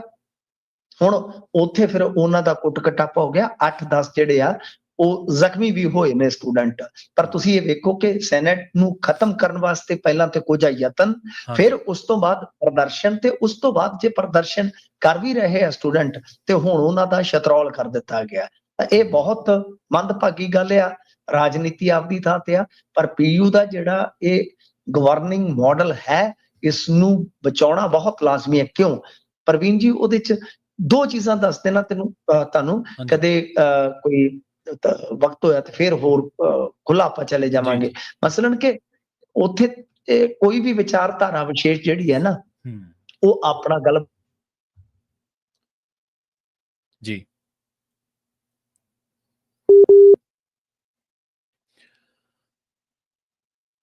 ਆਪਾਂ ਗੱਲਬਾਤ ਕਰ ਰਹੇ ਸੀ ਮਿੰਟੂ ਗੁਰਸਰੀਆ ਜੀ ਦੇ ਨਾਲ ਪੀਯੂ ਦੇ ਵਿੱਚ ਜਿਹੜਾ ਸਟੂਡੈਂਟਸ ਤੇ ਲਾਠੀਚਾਰਜ ਹੋਇਆ। ਬਹੁਤ ਲੰਬੇ ਸਮੇਂ ਤੋਂ ਇਹ ਕਿਹਾ ਜਾਂਦਾ ਪੀਯੂ ਦੇ ਬਾਰੇ ਕਿ ਸੰਘ ਜਿਹੜਾ ਹੈ, ਉਹ ਲਗਾਤਾਰ ਉੱਥੇ ਆਪਣੀ ਵਿਚਾਰਧਾਰਾ ਦੇ ਪਸਾਰ ਦੇ ਲਈ ਯਤਨਸ਼ੀਲ ਹੈ ਤੇ ਉੱਥੇ ਆਪਣੀ ਵਿਚਾਰਧਾਰਾ ਦਾ ਪਸਾਰ ਕਰ ਰਿਹਾ ਹੈ। ਪੰਜਾਬ ਪੱਖੀ ਕੁਛ ਧੜੇ ਉੱਥੇ ਲਗਾਤਾਰ ਜੱਦੋ-ਜਹਿਦ ਕਰ ਰਹੇ ਨੇ। ਉਹ ਇਹਨਾਂ ਵਧੀਕੀਆਂ ਦੇ ਨਾਲ ਜਾਂ ਸੈਨੇਟ, ਕਿਉਂਕਿ ਕਿਸੇ ਵੀ ਜੇ ਅਦਾਰੇ ਦੇ ਉੱਤੇ ਤੁਸੀਂ ਕਬਜ਼ਾ ਕਰਨਾ ਕਹਿ ਲਓ ਜਾਂ ਉੱਥੇ ਆਪਣੀ ਵਿਚਾਰਧਾਰਾ ਲਾਗੂ ਕਰਨੀ ਹੈ, ਤਾਂ ਸਭ ਤੋਂ ਪਹਿਲਾਂ ਤੁਹਾਨੂੰ ਉੱਥੇ ਉੱਚ ਪੋਜੀਸ਼ਨਾਂ ਹਾਸਲ ਕਰਨ ਦੇ ਨਾਲ-ਨਾਲ ਜਿਹੜਾ ਵੀ ਉੱਥੇ ਲਾਅ ਐਂਡ ਆਰਡਰ ਲਾਗੂ ਹੁੰਦਾ, ਕਾਨੂੰਨ ਲਾਗੂ ਹੁੰਦਾ, ਤਾਂ ਉਹਦੇ ਤੇ ਪਕੜ ਮਜ਼ਬੂਤ ਕਰਨੀ ਪੈਂਦੀ ਹੈ। ਜਿਵੇਂ ਕਿ ਪਿਛਲੇ ਕਾਫੀ ਲੰਬੇ ਸਮੇਂ ਤੋਂ ਇੱਕ ਖਾਸ ਵਿਚਾਰਧਾਰਾ ਵਾਲੇ ਲੋਕ ਕਰ ਵੀ ਰਹੇ ਨੇ। ਪਰ ਇਸੇ ਦਰਮਿਆਨ ਜਦੋਂ ਇੱਥੇ ਇਹ ਨੀਗਾ ਕਿ ਵੀਸੀ ਆ ਗਿਆ ਤੇ ਉਹਨੇ ਚੱਕ ਕੇ ਯੂਨੀਵਰਸਿਟੀ ਦੇ ਵਿੱਚ ਜੋ ਜੀ ਆਇਆ ਉਹਨੇ ਕਰ ਦੇਣਾ, ਇਸ ਤਰ੍ਹਾਂ ਨਹੀਂ ਹੈ। ਇੱਥੇ ਸੈਨੇਟ ਹੈ ਪੀਯੂ ਦੇ ਵਿੱਚ, ਤੇ ਸੈਨੇਟ ਦੀ ਮਨਜ਼ੂਰੀ ਦੇ ਨਾਲ, ਸੈਨੇਟ ਦੀ ਮਨਜ਼ੂਰੀ ਤੋਂ ਬਿਨਾਂ ਜਾਂ ਸੈਨੇਟ ਦੀ ਬਹੁਤ ਸੰਮਤੀ ਤੋਂ ਬਿਨਾਂ ਕੋਈ ਵੀ ਕਾਨੂੰਨ ਜਿਹੜਾ ਉਹਨੂੰ ਲਾਗੂ ਨਹੀਂ ਕੀਤਾ ਜਾ ਸਕਦਾ। ਉਹਨੂੰ ਸਟੂਡੈਂਟਸ ਦੇ ਉੱਤੇ ਲਾਗੂ ਕਰਨਾ ਬਹੁਤ ਔਖਾ ਹੈ। ਆਪਣੇ ਨਾਲ ਇੱਕ ਵਾਰ ਮੁੜ ਤੋਂ ਜੁੜ ਚੁੱਕੇ ਨੇ ਮਿੰਟੂ ਗੁਰਸਰੀਆ ਜੀ। ਮਿੰਟੂ ਜੀ, ਇੱਕ ਵਾਰੀ ਫਿਰ ਤੋਂ ਸਵਾਗਤ ਹੈ ਜੀ, ਸਤਿ ਸ਼੍ਰੀ ਅਕਾਲ। ਹਾਂਜੀ, ਮੈਂ ਗੱਲ ਨੂੰ ਪੂਰੀ ਕਰ ਦਿੰਦਾ ਹਾਂਜੀ, ਜੀ। ਤੁਸੀਂ ਪੀਯੂ ਵਾਲੀ ਗੱਲ ਪੂਰੀ ਕਰੋ। ਦੇਖੋ, ਗੱਲ ਇਹ ਆ ਕਿ ਪੀਯੂ ਦੇ ਵਿੱਚ ਆਪਾਂ ਜਿਸ ਤਰ੍ਹਾਂ ਗੱਲ ਕੀਤੀ ਕਿ ਜੀ। ਇਸ ਤਰ੍ਹਾਂ ਦੇ ਇੱਕ ਕਹਿ ਲਓ ਕਿ ਮਾਡਲ ਦੇ ਵਿੱਚ ਹੂੰ। ਕਹਿ ਸਕਦੇ ਹਾਂ ਕਿ ਵਿਚਾਰਧਾਰਾ ਵਿਸ਼ੇਸ਼ ਜਿਹੜੀ ਉਹ ਹਾਵੀ ਨਹੀਂ ਹੋ ਸਕਦੀ, ਮਤਲਬ ਕਿ ਆਪਣਾ ਏਜੰਡਾ, ਸਿਲੇਬਸ ਕੁਝ ਵੀ ਜਿਹੜਾ ਹੈ ਕਹਿ ਲਓ ਕਿ ਲਾਗੂ ਨਹੀਂ ਕਰ ਸਕਦੀ। ਹਾਲਾਂਕਿ ਹੈ ਜ਼ਰੂਰ ਆ, ਹਾਵੀ ਥੋੜਾ ਹੈ ਮਾਹੌਲ ਉੱਥੇ। ਦੂਜੀ ਚੀਜ਼ ਕਿ ਜੋ ਇੱਕ ਵਿਦਿਆਰਥੀਆਂ ਦੇ ਹਿੱਤ ਹੁੰਦੇ ਆ, ਆਮ ਘਰਾਂ ਦੇ ਸਟੂਡੈਂਟ ਜਿਹੜੇ ਇਹਨਾਂ ਯੂਨੀਵਰਸਿਟੀਆਂ 'ਚ ਪੜ੍ਹਦੇ, ਹੋਸਟਲ ਫੀਸਾਂ ਤੇ ਆਦਿ, ਤਾਂ ਉਹਨਾਂ ਮਾਮਲਿਆਂ ਦੇ ਵਿੱਚ ਵੀ ਇੱਕ ਕਿਤੇ ਨਾ ਕਿਤੇ ਸਕੰਜਾ ਰਹਿੰਦਾ। ਇਹ ਨਹੀਂ ਹੈ ਕਿ ਪ੍ਰਸ਼ਾਸਨ ਆਪਣੇ ਪੱਧਰ ਤੇ ਫੈਸਲੇ ਲੈ ਲਏਗਾ। ਸੋ ਇਹ ਕੁਝ ਕਾਰਨ ਨੇ ਜਿਹਦੇ ਕਰਕੇ ਉਹਦਾ ਹੋਂਦ ਦੇ ਵਿੱਚ ਰਹਿਣਾ ਬਹੁਤ ਜ਼ਰੂਰੀ ਹੈ ਜੀ। ਜੀ, ਬਿਲਕੁਲ। ਸੋ ਅਗਲੀ ਖਬਰ ਦੇ ਵੱਲ ਵਧੀਏ ਮਿੰਟੂ ਜੀ, ਤੇ ਗੱਲ ਕਰੀਏ ਆਪਾਂ ਆਪਣੇ ਪੰਜਾਬ ਦੇ ਸੀਐਮ ਨੇ, ਜਿਹੜੇ ਚੜ੍ਹਦੇ ਪੰਜਾਬ ਦੇ ਮੁੱਖ ਮੰਤਰੀ ਨੇ, ਉਹਨਾਂ ਨੇ ਲਹਿੰਦੇ ਪੰਜਾਬ ਦੀ ਜਿਹੜੀ ਸੀਐਮ ਆ ਉਹਦੇ ਤੇ ਤੰਜ਼ ਕੱਸੇ ਨੇ ਜੀ। ਵੇਖੋ ਪ੍ਰਵੀਨ ਜੀ, ਮੈਨੂੰ ਕੋਈ ਸਹਿਮਤ ਹੋਵੇ ਨਾ ਹੋਵੇ, ਮੈਨੂੰ ਤੇ ਇਹ ਗੱਲ ਟੁੱਚਰ ਜੀ ਲੱਗੀ ਹੈ ਜੀ। ਜਿਸ ਤਰ੍ਹਾਂ ਇਹ ਬੋਲੇ ਨੇ, ਜਿਸ ਤਰ੍ਹਾਂ ਖਿੱਲੀ ਉਡਾਈ ਗਈ ਆ, ਇਹ ਤੇ ਕਹਿ ਰਹੇ ਸੀਗੇ ਕਿ ਇੱਕ ਪਾਕਿਸਤਾਨ ਵਾਲੀ ਤੋਂ ਪਹਿਲਾਂ ਦੁਖੀ ਰਹੇ ਆ, ਤੂੰ ਵੀ ਕਰ ਲਾ, ਲਿਖ ਲਾ ਚਿੱਠੀ। ਅੱਛਾ ਜੀ, ਮੇਰੇ ਬਹੁਤ ਖਿਆਲ ਹੌਲੇ ਦੇ ਨਾਲ ਦਰਜੇ ਇਹ ਦੀ ਤੇ ਗੱਲ, ਸ਼ਬਦ, ਹਾਂਜੀ, ਬਹੁਤ ਹੌਲੇ ਦਰਜੇ ਦੀ ਗੱਲ ਹੈ ਇਹ। ਤੇ ਸੀਐਮ ਕਿਹੜੇ ਮਤਲਬ ਕਿ 5-7 ਕੁਆਂਟਲ ਦਰਜੇ ਦੇ ਆ ਜੀ। ਸੀਐਮ ਅਹੁਦਾ ਬਹੁਤ ਵਜ਼ਨਦਾਰ ਹੈ ਜੀ, ਪਰ ਜੋ ਸ਼ਖਸ ਬੈਠਾ ਹੈ ਉਹਦਾ ਤਾਂ ਹਿਸਾਬ ਕਿਤਾਬ ਇਹੋ ਜਿਹਾ ਹੀ ਆ।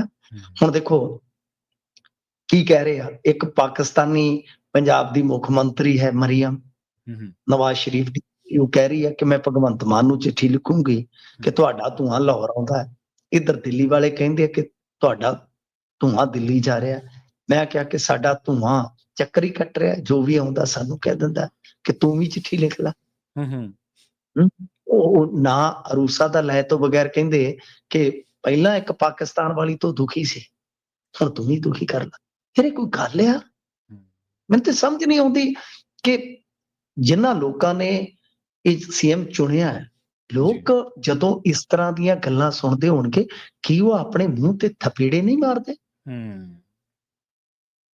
ਤੁਸੀਂ ਇੱਕ ਚੀਜ਼ ਦੇਖੋ ਕਿ ਕਿਹੜਾ ਬੰਦਾ ਸਮਝਾਵੇ ਇਹਨਾਂ ਨੂੰ ਪ੍ਰਵੀਨ ਜੀ। ਅੱਜ ਉਹਨਾਂ ਦਾ ਜਿਹੜਾ AQI ਆ, 에ਅਰ ਕੁਆਲਿਟੀ ਇੰਡੈਕਸ, ਉਹ 1000 ਤੋਂ 2000 ਤੱਕ ਹੈ। ਤੇ ਸਾਹਿਬ ਲਾਹੌਰੋਂ ਅੰਮ੍ਰਿਤਸਰ ਕਿੰਨੀ ਕੁ ਦੂਰ ਆ? ਜੇ ਹਵਾ ਦੂਜੇ ਪਾਸੇ ਵਗ ਪਈ ਫੇਰ ਸਾਰਾ ਅੰਮ੍ਰਿਤਸਰ ਆ ਜਾਣਾ ਨਹੀਂ। ਤੇ ਪ੍ਰਦੂਸ਼ਣ ਹੱਦਾਂ ਸਰਹੱਦਾਂ ਥੋੜੀ ਵਹਿੰਦਾ ਜੀ, ਨਹੀਂ ਵਹਿੰਦਾ। ਬਿਲਕੁਲ ਸਹੀ ਹੈ। ਕੌਣ ਸਮਝਾਵੇ ਇਹਨਾਂ ਨੂੰ? ਦੂਜੀ ਗੱਲ ਆ ਕਿ ਅੱਜ ਪੂਰੀ ਦੁਨੀਆ ਦੇ ਵਿੱਚ ਲੋਕ ਇੱਕ ਸੁਰ ਹੋ ਰਹੇ ਨੇ ਕਲਾਈਮੇਟ ਚੇਂਜ ਤੇ। ਲੋਕ ਮਤਲਬ ਕਿ ਇੱਕ ਮੱਤ ਹੋਣ ਦਾ ਯਤਨ ਕਰ ਰਹੇ ਆ ਗਲੋਬਲ ਵਾਰਮਿੰਗ ਤੇ। ਤਾਂ ਜੇ ਇੱਕ ਔਰਤ ਮੁੱਖ ਮੰਤਰੀ ਨੇ ਇੰਨਾ ਹੀ ਕਿਹਾ ਕਿ ਮੈਂ ਚਿੱਠੀ ਲਿਖੂੰਗੀ, ਕੋਈ ਮਾੜੀ ਗੱਲ ਕਹੀ ਉਹਨੇ ਕਿ ਵੀ ਮੈਂ ਚਿੱਠੀ ਲਿਖੂੰਗੀ, ਵੀ ਰਲ ਮਿਲ ਕੇ ਕੋਈ ਆਪਦਾ ਹੀਲਾ ਕਰੋ। ਤੁਸੀਂ ਸਗੋਂ ਦੀ ਕਹੋ ਕਿ ਹਾਂ ਬਿਲਕੁਲ ਇਹ ਮਸਲਾ ਨੈਸ਼ਨਲ ਨਹੀਂ ਇੰਟਰਨੈਸ਼ਨਲ ਹੈ ਜੀ, ਇੱਕ ਹੋਰ ਮੁਲਕ ਇਹਦੇ ਤੋਂ ਪੀੜਤ ਹੈ, ਤੇ ਆਓ ਸਾਰੇ ਹੀ ਰਲ ਮਿਲ ਕੇ ਇਸ ਖਿੱਤੇ ਵਾਸਤੇ ਕੰਮ ਕਰੀਏ। ਕਿੱਡੀ ਸਿਆਣੀ ਗੱਲ ਹੁੰਦੀ ਸਾਹਿਬ। ਬਸ ਉਹ ਰਹੀਆਂ ਨੇ ਉਹੀ ਗੱਲਾਂ ਦੀਆਂ ਗੱਲਾਂ, ਗੋਭੀ ਦੀਆਂ ਕੱਚੀ ਵਪਾਰਨੇ ਵਾਲੀਆਂ। ਜੀ। ਸਭ ਫੇਮਸ ਹੋਣ ਤੇ ਕਾਮਯਾਬ ਹੋਣ ਚ ਆਹੀ ਤੇ ਅੰਤਰ ਹੈ ਨਾ। ਫੇਮ ਮਿਲਿਆ 18 ਸਾਲ ਦੀ ਉਮਰ ਚ, ਪੁੱਛ ਲਿਓ ਭਾਵੇਂ ਮਾਨ ਸਾਹਿਬ ਨੂੰ ਕਦੇ।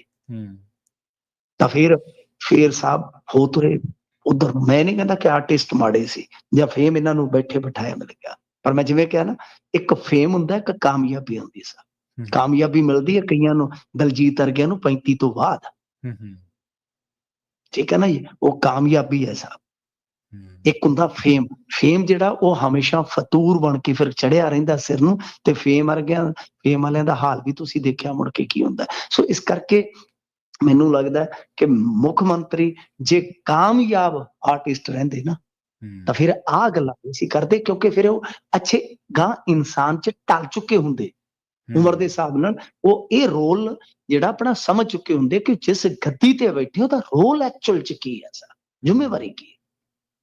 ਬਿਲਕੁਲ, ਸਟਾਇਰ ਤਾਂ ਬਹੁਤ ਤਕੜੇ ਸੀਗੇ, ਕਲਾ ਦੀ ਤਾਂ ਕੋਈ ਘਾਟ ਨਹੀਂ ਸੀ। ਪੋਲੀਟੀਕਲ ਸਟਾਇਰ ਵੀ ਕਰਦੇ ਸੀਗੇ ਬਹੁਤ ਸ਼ਾਨਦਾਰ, ਪਰ ਜਦ ਤੋਂ ਜ਼ਿੰਮੇਵਾਰੀ ਮਿਲੀ ਉਦੋਂ ਤੋਂ ਉਹ ਵਿਰੋਧੀਆਂ ਵਾਲੇ ਭਾਸ਼ਣ ਜਾਰੀ ਰੱਖਣ ਕਰਕੇ, ਜਿਹੜਾ ਆਪੋਜੀਸ਼ਨ ਵਾਲੇ ਕਰਦੇ ਆ ਉਹੀ ਭਾਸ਼ਣ ਜਾਰੀ ਰੱਖਣ ਕਰਕੇ, ਫਿਰ ਥੋੜਾ ਜਿਹਾ ਲੋਕਾਂ ਦੇ ਮਨਾਂ ਤੋਂ ਵੀ ਲੈਂਦੇ ਮਹਿਸੂਸ ਹੁੰਦੇ ਨੇ ਕਈ ਵਾਰੀ। ਟਿੱਪਣੀਆਂ ਕਰਕੇ ਤਾਂ ਫਿਰ ਬੰਦੇ ਦਾ ਫਰਕ ਪੈਂਦਾ ਹੀ ਹੈ ਜੀ। ਨਾਲੇ ਔਰਤ ਨੂੰ ਦੇਖੋ ਤੂੰ ਤੜਾਕ ਕਰਕੇ ਬੋਲਣਾ ਸਾਡਾ, ਮੈਨੂੰ ਨਹੀਂ ਲੱਗਦਾ ਸੱਭਿਆਚਾਰ ਹੈ ਜੀ। ਨਹੀਂ, ਬਿਲਕੁਲ ਮਾਫ ਕਰਨਾ।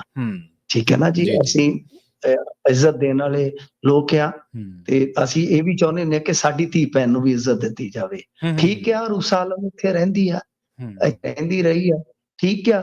ਉਹ ਅਰੂਸਾ ਆਲਮ ਕੋਈ ਧੱਕੇ ਨਾਲ ਤੇ ਆਈ ਨਹੀਂ, ਧੱਕੇ ਨਾਲ ਤੇ ਆਈ ਨਹੀਂ, ਵੀਜ਼ਾ ਲੈ ਕੇ ਆਈ ਆ। ਤੁਸੀਂ ਉਦੋਂ ਬਹਿ ਜਾਂਦੇ ਉਹਦੇ ਜਾ ਕੇ ਸਿਸਮਾਂ ਦੇ ਅੱਗੇ ਧਰਨਾ ਲਾ ਕੇ ਬਹਿ ਜਾਂਦੇ ਸਾਹਿਬ, ਹਨਾ। ਸੋ ਗੱਲ ਇਹ ਆ ਕਿ ਉਹਦੇ ਬਹਾਨੇ ਤੁਸੀਂ ਇੱਕ ਚੀਫ ਮਿਨਿਸਟਰ ਜਿਹਦਾ ਬਿਆਨ ਪਤਾ ਕੀ ਸੀਗਾ, ਇਹਨਾਂ ਨੂੰ ਤੇ ਇਹ ਵੀ ਨਹੀਂ ਚੰਗੀ ਤਰ੍ਹਾਂ ਬਿਆਨ ਦਾ ਨਹੀਂ ਪਤਾ ਨਹੀਂ। ਉਹਨਾਂ ਨੇ ਕਿਹਾ ਸੀਗਾ, ਉਹ ਜਿਵੇਂ ਬੋਲਦੇ ਹੁੰਦੇ ਉਹ ਉर्दू, हवाओं को तो नहीं पता कि दोनों देशों के बीच में लकीर है, जब तक दोनों साइड के लोगों को बचाने के लिए इंतजाम नहीं करोगे हम स्मॉग से नहीं लड़ सकते। एडी सोहनी गल है कि भाई दोवां पासियां तो सानू यतन करने पैणगे। ते इधर देख लो, चलो जिन्ना को तुहानू पता समान साजो समान हैगा, जिहदे कोल उन्हें उन्ना को वरत लेना है। ਅਗਲੀ ਖਬਰ ਦੇ ਵੱਲ ਵਧੀਏ ਤੇ ਮੁੱਖ ਮੰਤਰੀ ਇੱਕ ਹੋਰ ਦੀ ਗੱਲ ਕਰ ਲਈਏ, ਪਰ ਉਹ ਸੋਸ਼ਲ ਮੀਡੀਆ ਦਾ ਮੁੱਖ ਮੰਤਰੀ ਹੈ, ਜਿਹੜਾ ਤੁਸੀਂ ਫੇਮ ਦਾ ਜ਼ਿਕਰ ਕੀਤਾ। ਕੱਲ ਇੱਕ ਵੀਡੀਓ ਸਾਹਮਣੇ ਆਈ ਸੀ ਜਿਸ ਤੋਂ ਬਾਅਦ ਲੋਕਾਂ ਦੀ ਹਮਦਰਦੀ ਉਸ ਨੌਜਵਾਨ ਨੂੰ ਮਿਲੀ ਸੀ, ਕੁੱਟ ਕਟਾਪਾ ਹੋਇਆ। ਹਾਲਾਂਕਿ ਕਿਸੇ ਵੀ ਬੰਦੇ ਨੂੰ ਹਿਰਾਸਤ 'ਚ ਲੈ ਕੇ ਜਨਤਕ ਤੌਰ ਤੇ ਕੁੱਟਣਾ ਆਪਾਂ ਜਾਇਜ਼ ਨਹੀਂ ਕਹਿ ਸਕਦੇ ਪੁਲਿਸ ਦੇ ਮਾਮਲੇ ਦੇ ਵਿੱਚ, ਪਰ ਫਿਰ ਵੀ ਹੁਣ ਇੱਕ ਹੋਰ ਵੀਡੀਓ ਜਿਹੜੀ ਉਹ ਵਾਇਰਲ ਹੋ ਰਹੀ ਹੈ ਮਿੰਟੂ ਜੀ ਲਗਾਤਾਰ, ਜਿਹਦੇ 'ਚ ਉਸ ਨੌਜਵਾਨ ਦੇ ਵੱਲੋਂ ਕੀਤੀ ਗਈ ਗੁੰਡਾਗਰਦੀ ਦਾ ਜ਼ਿਕਰ ਜਿਹੜਾ ਉਹ ਕੀਤਾ ਗਿਆ। ਨਹੀਂ, ਇੱਥੋਂ ਇੱਕ ਚੀਜ਼ ਸਿੱਧ ਹੋ ਜਾਂਦੀ ਆ ਜੀ ਕਿ ਅਸੀਂ ਕਿਸੇ ਨੂੰ ਜਦੋਂ ਸਿੱਧਾ ਪੱਧਰਾ ਸਮਝਦੇ ਹੋ ਨਾ, ਸਿੱਧਾ ਪੱਧਰਾ ਉਹ ਨਿਕਲਦਾ ਨਹੀਂ। ਉਹ ਕਿੱਡੀ ਚਲਾਕੀ ਨਾਲ ਗੱਲ ਘੁਮਾ ਰਿਹਾ ਸੀਗਾ ਕਿ ਮੈਂ ਤਾਂ ਦੁੱਧ ਲੈਣ ਗਿਆ ਜੀ, ਮੈਨੂੰ ਕੁੱਤਾ ਪੈ ਗਿਆ ਜੀ, ਮੈਂ ਫਲਾਣੀ ਕਰ ਲਈ ਜੀ, ਉਹਨਾਂ ਨੇ ਮੈਨੂੰ ਪੁਲਿਸ ਸੱਦ ਕੇ ਕਟਾਇਆ ਜੀ। ਕਮਾਲ ਦੀ ਗੱਲ, ਤੂੰ ਸਾਰਿਆਂ ਨੂੰ ਬੇਵਕੂਫ ਬਣਾ ਰਿਹਾ। ਪਹਿਲੀ ਗੱਲ ਤੇ ਦੱਸ ਹੀ ਨਹੀਂ ਰਿਹਾ, ਆਪਦੀ ਗੱਲ ਤੇ ਦੱਸ ਹੀ ਨਹੀਂ ਰਿਹਾ ਕਿ ਤੂੰ ਤੇ ਉੱਥੇ ਬਣਿਆ ਸੀਗਾ ਘਾਤਕ ਫਿਲਮ ਵਾਲਾ ਸਨੀ ਦਿਓਲ। ਜੀ ਜੀ ਸਹੀ ਹੈ। ਦੂਜੀ ਚੀਜ਼ ਆ ਇੱਕ ਗੰਦੀਆਂ ਤੂੰ ਗਾਲਾਂ ਕੱਢ ਰਿਹਾ। ਅੱਛਾ, ਆਪਦੇ ਕੇਸਾਂ ਦੀ ਬੇਅਦਬੀ ਦੇ ਤੂੰ ਪਹਿਲਾਂ ਕਰੀ ਫਿਰਦਾ, ਸਾਫਾ ਤੇਰਾ ਖੁੱਲਿਆ, ਵਾਲ ਤੂੰ ਖਿਲਾਰੇ ਹੋਏ ਨੇ, ਮੁੜ ਕੇ ਤੁਸੀਂ ਵਿਕਟਮ ਬਣ ਜਾਂਦੇ ਹੋ। ਏਦਾਂ ਕਰਦੇ ਹੁੰਦੇ ਗੁਰਸਿੱਖ ਆਦਮੀ? ਜੀ ਸਹੀ। ਗ੍ਰੰਥੀ ਨੂੰ ਤੂੰ ਗਾਲਾਂ ਕੱਢ ਰਿਹਾ ਨਾਂ ਲੈ ਕੇ। ਤਾਂ ਮਤਲਬ ਕਿ ਸ਼ਰਮ ਨੂੰ ਹੱਥ ਮਾਰਨੀ ਚਾਹੀਦੀ ਆ, ਪਰ ਫਿਰ ਗੱਲ ਪਹੁੰਚ ਕੇ ਉੱਥੇ ਆ ਜਾਂਦੀ। ਰਹੀ ਗੱਲ ਪੁਲਿਸ ਦੀ, ਦੇਖੋ ਪੁਲਿਸ ਵਾਲੀ ਵੀਡੀਓ ਹੁਣ ਜਾਂ ਤੇ ਪੂਰੀ ਆਵੇ ਕਿ ਕੀ ਵਾਕਿਆ ਪੁਲਿਸ ਦੀ ਪੱਗ ਨੂੰ ਹੱਥ ਪਾਏ। ਸਭ ਤੁਸੀਂ ਪੁਲਿਸ ਦੀ ਵਰਦੀ ਨੂੰ ਟੱਚ ਨਹੀਂ ਕਰ ਸਕਦੇ, ਵਰਦੀ ਨੂੰ ਟੱਚ ਨਹੀਂ ਕਰ ਸਕਦੇ, ਠੀਕ ਹੈ ਨਾ ਜੀ। ਇੱਧਰ ਤੇ ਤੁਹਾਡੇ ਤੇ ਗੋਲੀ ਮਾਰ ਦਿੰਦੇ ਆ, ਤੁਸੀਂ ਪੁਲਿਸ ਦੀ ਗੱਲ ਕਰਦੇ ਹੋ, ਤੁਹਾਡੇ ਉਹ ਗੋਲੀ ਮਾਰ ਦਿੰਦੇ ਆ ਨਾ, ਜੇ ਮਤਲਬ ਕਿ ਕੋਈ ਉਹੋ ਜਿਹੀ ਨੌਬਤ ਆਵੇ। ਹਾਂਜੀ, ਜਦੋਂ ਉਹਨਾਂ ਨੂੰ ਲੱਗੇ ਵੀ ਸਾਡੇ ਲਈ ਖਤਰਨਾਕ ਹੋ ਗਿਆ, ਫਿਰ ਸਰ ਹਾਂ ਪੂਰੀ ਵੀਡੀਓ ਆਏ ਤੇ ਪਤਾ ਲੱਗੇ। ਹਾਲਾਂਕਿ ਕਈ ਵਿਚਾਰਿਆਂ ਨੂੰ ਨਜਾਇਜ਼ ਵੀ ਵਿਚਾਰੇ ਮਾਰ ਦਿੱਤੇ ਗਏ, ਇਹ ਨਹੀਂ ਗੱਲ। ਨਜਾਇਜ਼, ਉਹ ਜਾਇਜ਼ ਨਜਾਇਜ਼ ਤਾਂ ਹੈ ਪ੍ਰਵੀਨ ਜੀ, ਪਰ ਇੱਥੇ ਸਾਡੇ ਤਾਂ ਫੜ ਕੇ ਉਸੇ ਅੱਗੋਂ ਥੱਪੜ ਮਾਰ ਦਿੰਦੇ ਪੁਲਿਸ ਵਾਲਿਆਂ ਦੇ। ਇਹ ਵੀ ਤੇ ਸੱਚ ਹੈ ਨਾ, ਜਾਇਜ਼ ਨਜਾਇਜ਼ ਤਾਂ ਚਲੋ ਸਾਰੇ ਪਾਸੇ ਹੈ ਹੀ ਆ, ਬਟ ਗੱਲ ਇਹ ਵੀ ਹੈ ਨਾ ਕਿ ਇੱਥੇ ਪੁਲਿਸ ਨੂੰ ਕਿੰਨੀ ਵਾਰੀ ਘੇਰ ਕੇ ਕੁੱਟ ਦਿੰਦੇ ਆ। ਅਸੀਂ ਉਹ ਕਦੇ ਗੱਲ ਲੈਂਦੇ ਨਹੀਂ, ਅਸੀਂ ਉਹ ਚੀਜ਼ ਲੈਂਦੇ ਹਾਂ ਜੋ ਪੁਲਿਸ ਦੀ ਗਲਤ ਹੈ, ਉਹ ਲੈਣੀ ਵੀ ਚਾਹੀਦੀ ਹੈ। ਪੁਲਿਸ ਦੀ ਗਲਤੀ ਹੈ। ਪਰ ਮੰਨ ਲਓ ਉਹ ਵੀਡੀਓ ਪੂਰਾ ਜਿਹੜਾ ਉਹ ਆ ਜਾਵੇ ਕਿ ਜੇ ਪੁਲਿਸ ਦੀ ਪੱਗ ਨੂੰ ਹੱਥ ਪਾਈ, ਪੱਗ ਤਾਂ ਪੁਲਿਸ ਦੀ ਵੀ ਹੈ। ਤਾਂ ਗੱਲ ਇਹ ਹੈ ਕਿ ਸਾਡੇ ਬੰਦੇ ਹੁਣ ਜਿੱਦਾਂ ਬਸ ਇੱਕ ਤਰਫਾ ਚੱਲ ਪੈਂਦੇ।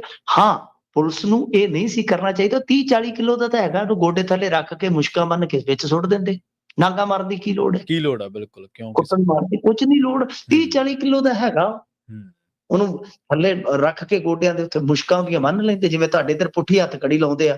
ਦੇਖਿਆ ਹੋਣਾ ਤੁਸੀਂ ਤਾਂ ਪ੍ਰਵੀਨ ਜੀ, ਬਾਬਾ ਪੁਰਾਣੇ ਹੋ ਗਏ ਜੇ, ਪੁੱਠੀ ਹੱਥ ਕੜੀ ਲਾਉਂਦੇ ਆ ਲਟਾ ਕੇ ਦੋ ਗੁੱਟਾਂ ਨਾਲ। ਤਾਂ ਉਦਾਂ ਆਪਣੇ ਇੱਥੇ ਮੁਸ਼ਕਾਂ ਬੰਨ ਲੈਂਦੇ ਨੇ, ਮੁਸ਼ਕਾਂ ਬੰਨ ਕੇ। ਤਾਂ ਮਤਲਬ ਕਿ ਕੁੱਟ ਕਟਾਪਾ ਮੈਂ ਵੀ ਉਸ ਹੱਕ ਦੇ ਵਿੱਚ ਨਹੀਂ ਆ, ਪਰ ਜਿਸ ਤਰ੍ਹਾਂ ਦੀ ਉਹ ਪਹਿਲੀ ਵੀਡੀਓ ਆਈ ਆ ਤੇ ਜਿਸ ਤਰ੍ਹਾਂ ਤੋਂ ਕੱਟ ਕੇ ਚਲਾਈ ਗਈ ਦੱਸਦੇ ਆ ਕਿ ਪੁਲਿਸ ਵਾਲਿਆਂ ਨੂੰ ਵੀ ਕਿਹਾ, ਇਹ ਕਥਿਤ ਤੌਰ ਤੇ ਇਹ ਵੀ ਦਾਵਾ ਹੈ। ਤਾਂ ਇਹ ਚੀਜ਼ਾਂ ਹੈ ਕਿ ਮੇਰੇ ਖਿਆਲ ਦੇ ਨਾਲ ਲੋਕਾਂ ਨੂੰ ਵੀ ਥੋੜਾ ਵੇਖਣਾ ਚਾਹੀਦਾ ਹੈ ਕਿ ਪੁਲਿਸ ਵੀ ਆਪਣੀ ਆ, ਲੋਕ ਵੀ ਆਪਣੇ ਆ, ਪਰ ਇੱਕ ਸਾਈਡ ਦਾ ਆਪਾਂ ਜੇ ਇਦਾਂ ਚਲਾਵਾਂਗੇ ਤਾਂ ਠੀਕ ਨਹੀਂ ਹੈ। ਹੁਣ ਗੱਲ ਇਹ ਹੈ ਕਿ ਜੇ ਮੰਨ ਲਓ ਇਹਨੇ ਹੱਥ ਪਾਇਆ ਹੋਇਆ ਤੇ ਇਹਦੇ ਤੇ ਮੁਕੱਦਮਾ ਬਣਨਾ, ਪੁਲਿਸ ਵਾਲੇ ਤੇ ਐਕਸ਼ਨ ਹੋ ਗਿਆ, ਸਸਪੈਂਡ ਹੋ ਗਿਆ। ਤੇ ਜੇ ਇਹਨੇ ਮੰਨ ਲਓ ਕੋਈ ਹੱਥ ਪਾਇਆ, ਉਹਨਾਂ ਕੋਲ ਕੋਈ ਐਵੀਡੈਂਸ ਹੋਇਆ, ਕਿਉਂਕਿ 3 ਕਾਲਾਂ 112 ਤੇ ਹੋਈਆਂ ਨੇ, ਪਹਿਲਾਂ 112 ਤੇ 3 ਕਾਲਾਂ ਹੋਈਆਂ ਨੇ, ਇਹਦੀ ਸ਼ਿਕਾਇਤ ਕੀਤੀ ਗਈ ਪਿੰਡ ਚੋਂ। ਤਾਂ ਮੰਨ ਲਓ ਫਿਰ ਇਹਦੇ ਤੇ ਮੁਕੱਦਮਾ ਵੀ ਹੋ ਸਕਦਾ, ਪਰ ਮੁਕੱਦਮਾ ਤਾਂ ਚਲੋ ਨਹੀਂ ਹੋਣਾ ਚਾਹੀਦਾ, ਮੈਂ ਮੰਨਦਾ। ਪਰ ਜਿਸ ਤਰ੍ਹਾਂ ਇਹਨੇ ਗੇਮ ਘੁਮਾਈ, ਸਾਰਿਆਂ ਨੂੰ ਹੈਰਾਨ, ਮੈਨੂੰ ਤਾਂ ਆਪ ਹੈਰਾਨਗੀ ਹੋਈ ਕਿ ਅਸੀਂ ਕਹਿੰਦੇ ਸੀ ਇਹ ਸਿੱਧ ਪੱਧਰਾ ਜਿਹਾ, ਪਰ ਵੇਖੋ ਕਿਸ ਤਰ੍ਹਾਂ ਚਲਾਕੀ ਦੇ ਨਾਲ ਕਹਿ ਗਿਆ ਜੀ ਮੈਂ ਤਾਂ ਕੁੱਤੇ ਦੇ ਮਗਰ ਪਿਆ ਸੀ ਤੇ ਉਹਨਾਂ ਨੇ ਪੁਲਿਸ ਕਾਲ ਕਰਤੀ। ਲਓ, ਨਹੀਂ ਉਹ ਅਸਲ ਦੇ ਵਿੱਚ ਮਿੰਟੂ ਜੀ ਦਾ ਕਾਰਨ ਆ, ਉਹਦੇ ਚ ਮੇਰੇ ਖਿਆਲ ਇਨਸਾਨੀ ਗਲਤੀ ਨਹੀਂ ਗੀ, ਉਹਦੇ ਚ ਕਾਰਨ ਇਹ ਬਹੁਤ ਵੱਡਾ ਹੈ ਵੀ ਜਦੋਂ ਵੀ ਕੋਈ ਬੰਦਾ ਕੋਈ ਇਸ ਤਰ੍ਹਾਂ ਪੁਲਿਸ ਕਿਸੇ ਨਾਲ ਕਰਦੀ ਹੈ ਤਾਂ ਪਹਿਲੀ ਨਜ਼ਰੇ ਆਪਾਂ ਨੂੰ ਵਿਕਟਮ ਨਾਲ ਹੀ ਖੜਨਾ ਪੈਂਦਾ, ਜਾਂ ਆਪਾਂ ਨੂੰ ਲੱਗਦਾ ਕਿ ਯਾਰ ਧੱਕਾ ਹੋ ਗਿਆ ਬੰਦੇ ਨਾਲ। ਹੁਣ ਜਦੋਂ ਬੰਦਾ ਤਹਿ ਤੱਕ ਜਾਂਦਾ ਉਹਦੀ ਪਤਾ ਲੱਗਦਾ ਨਾ, ਜਦੋਂ ਸਿੱਕੇ ਦਾ ਦੂਜਾ ਪਹਿਲੂ ਦੇਖਦੇ ਆ।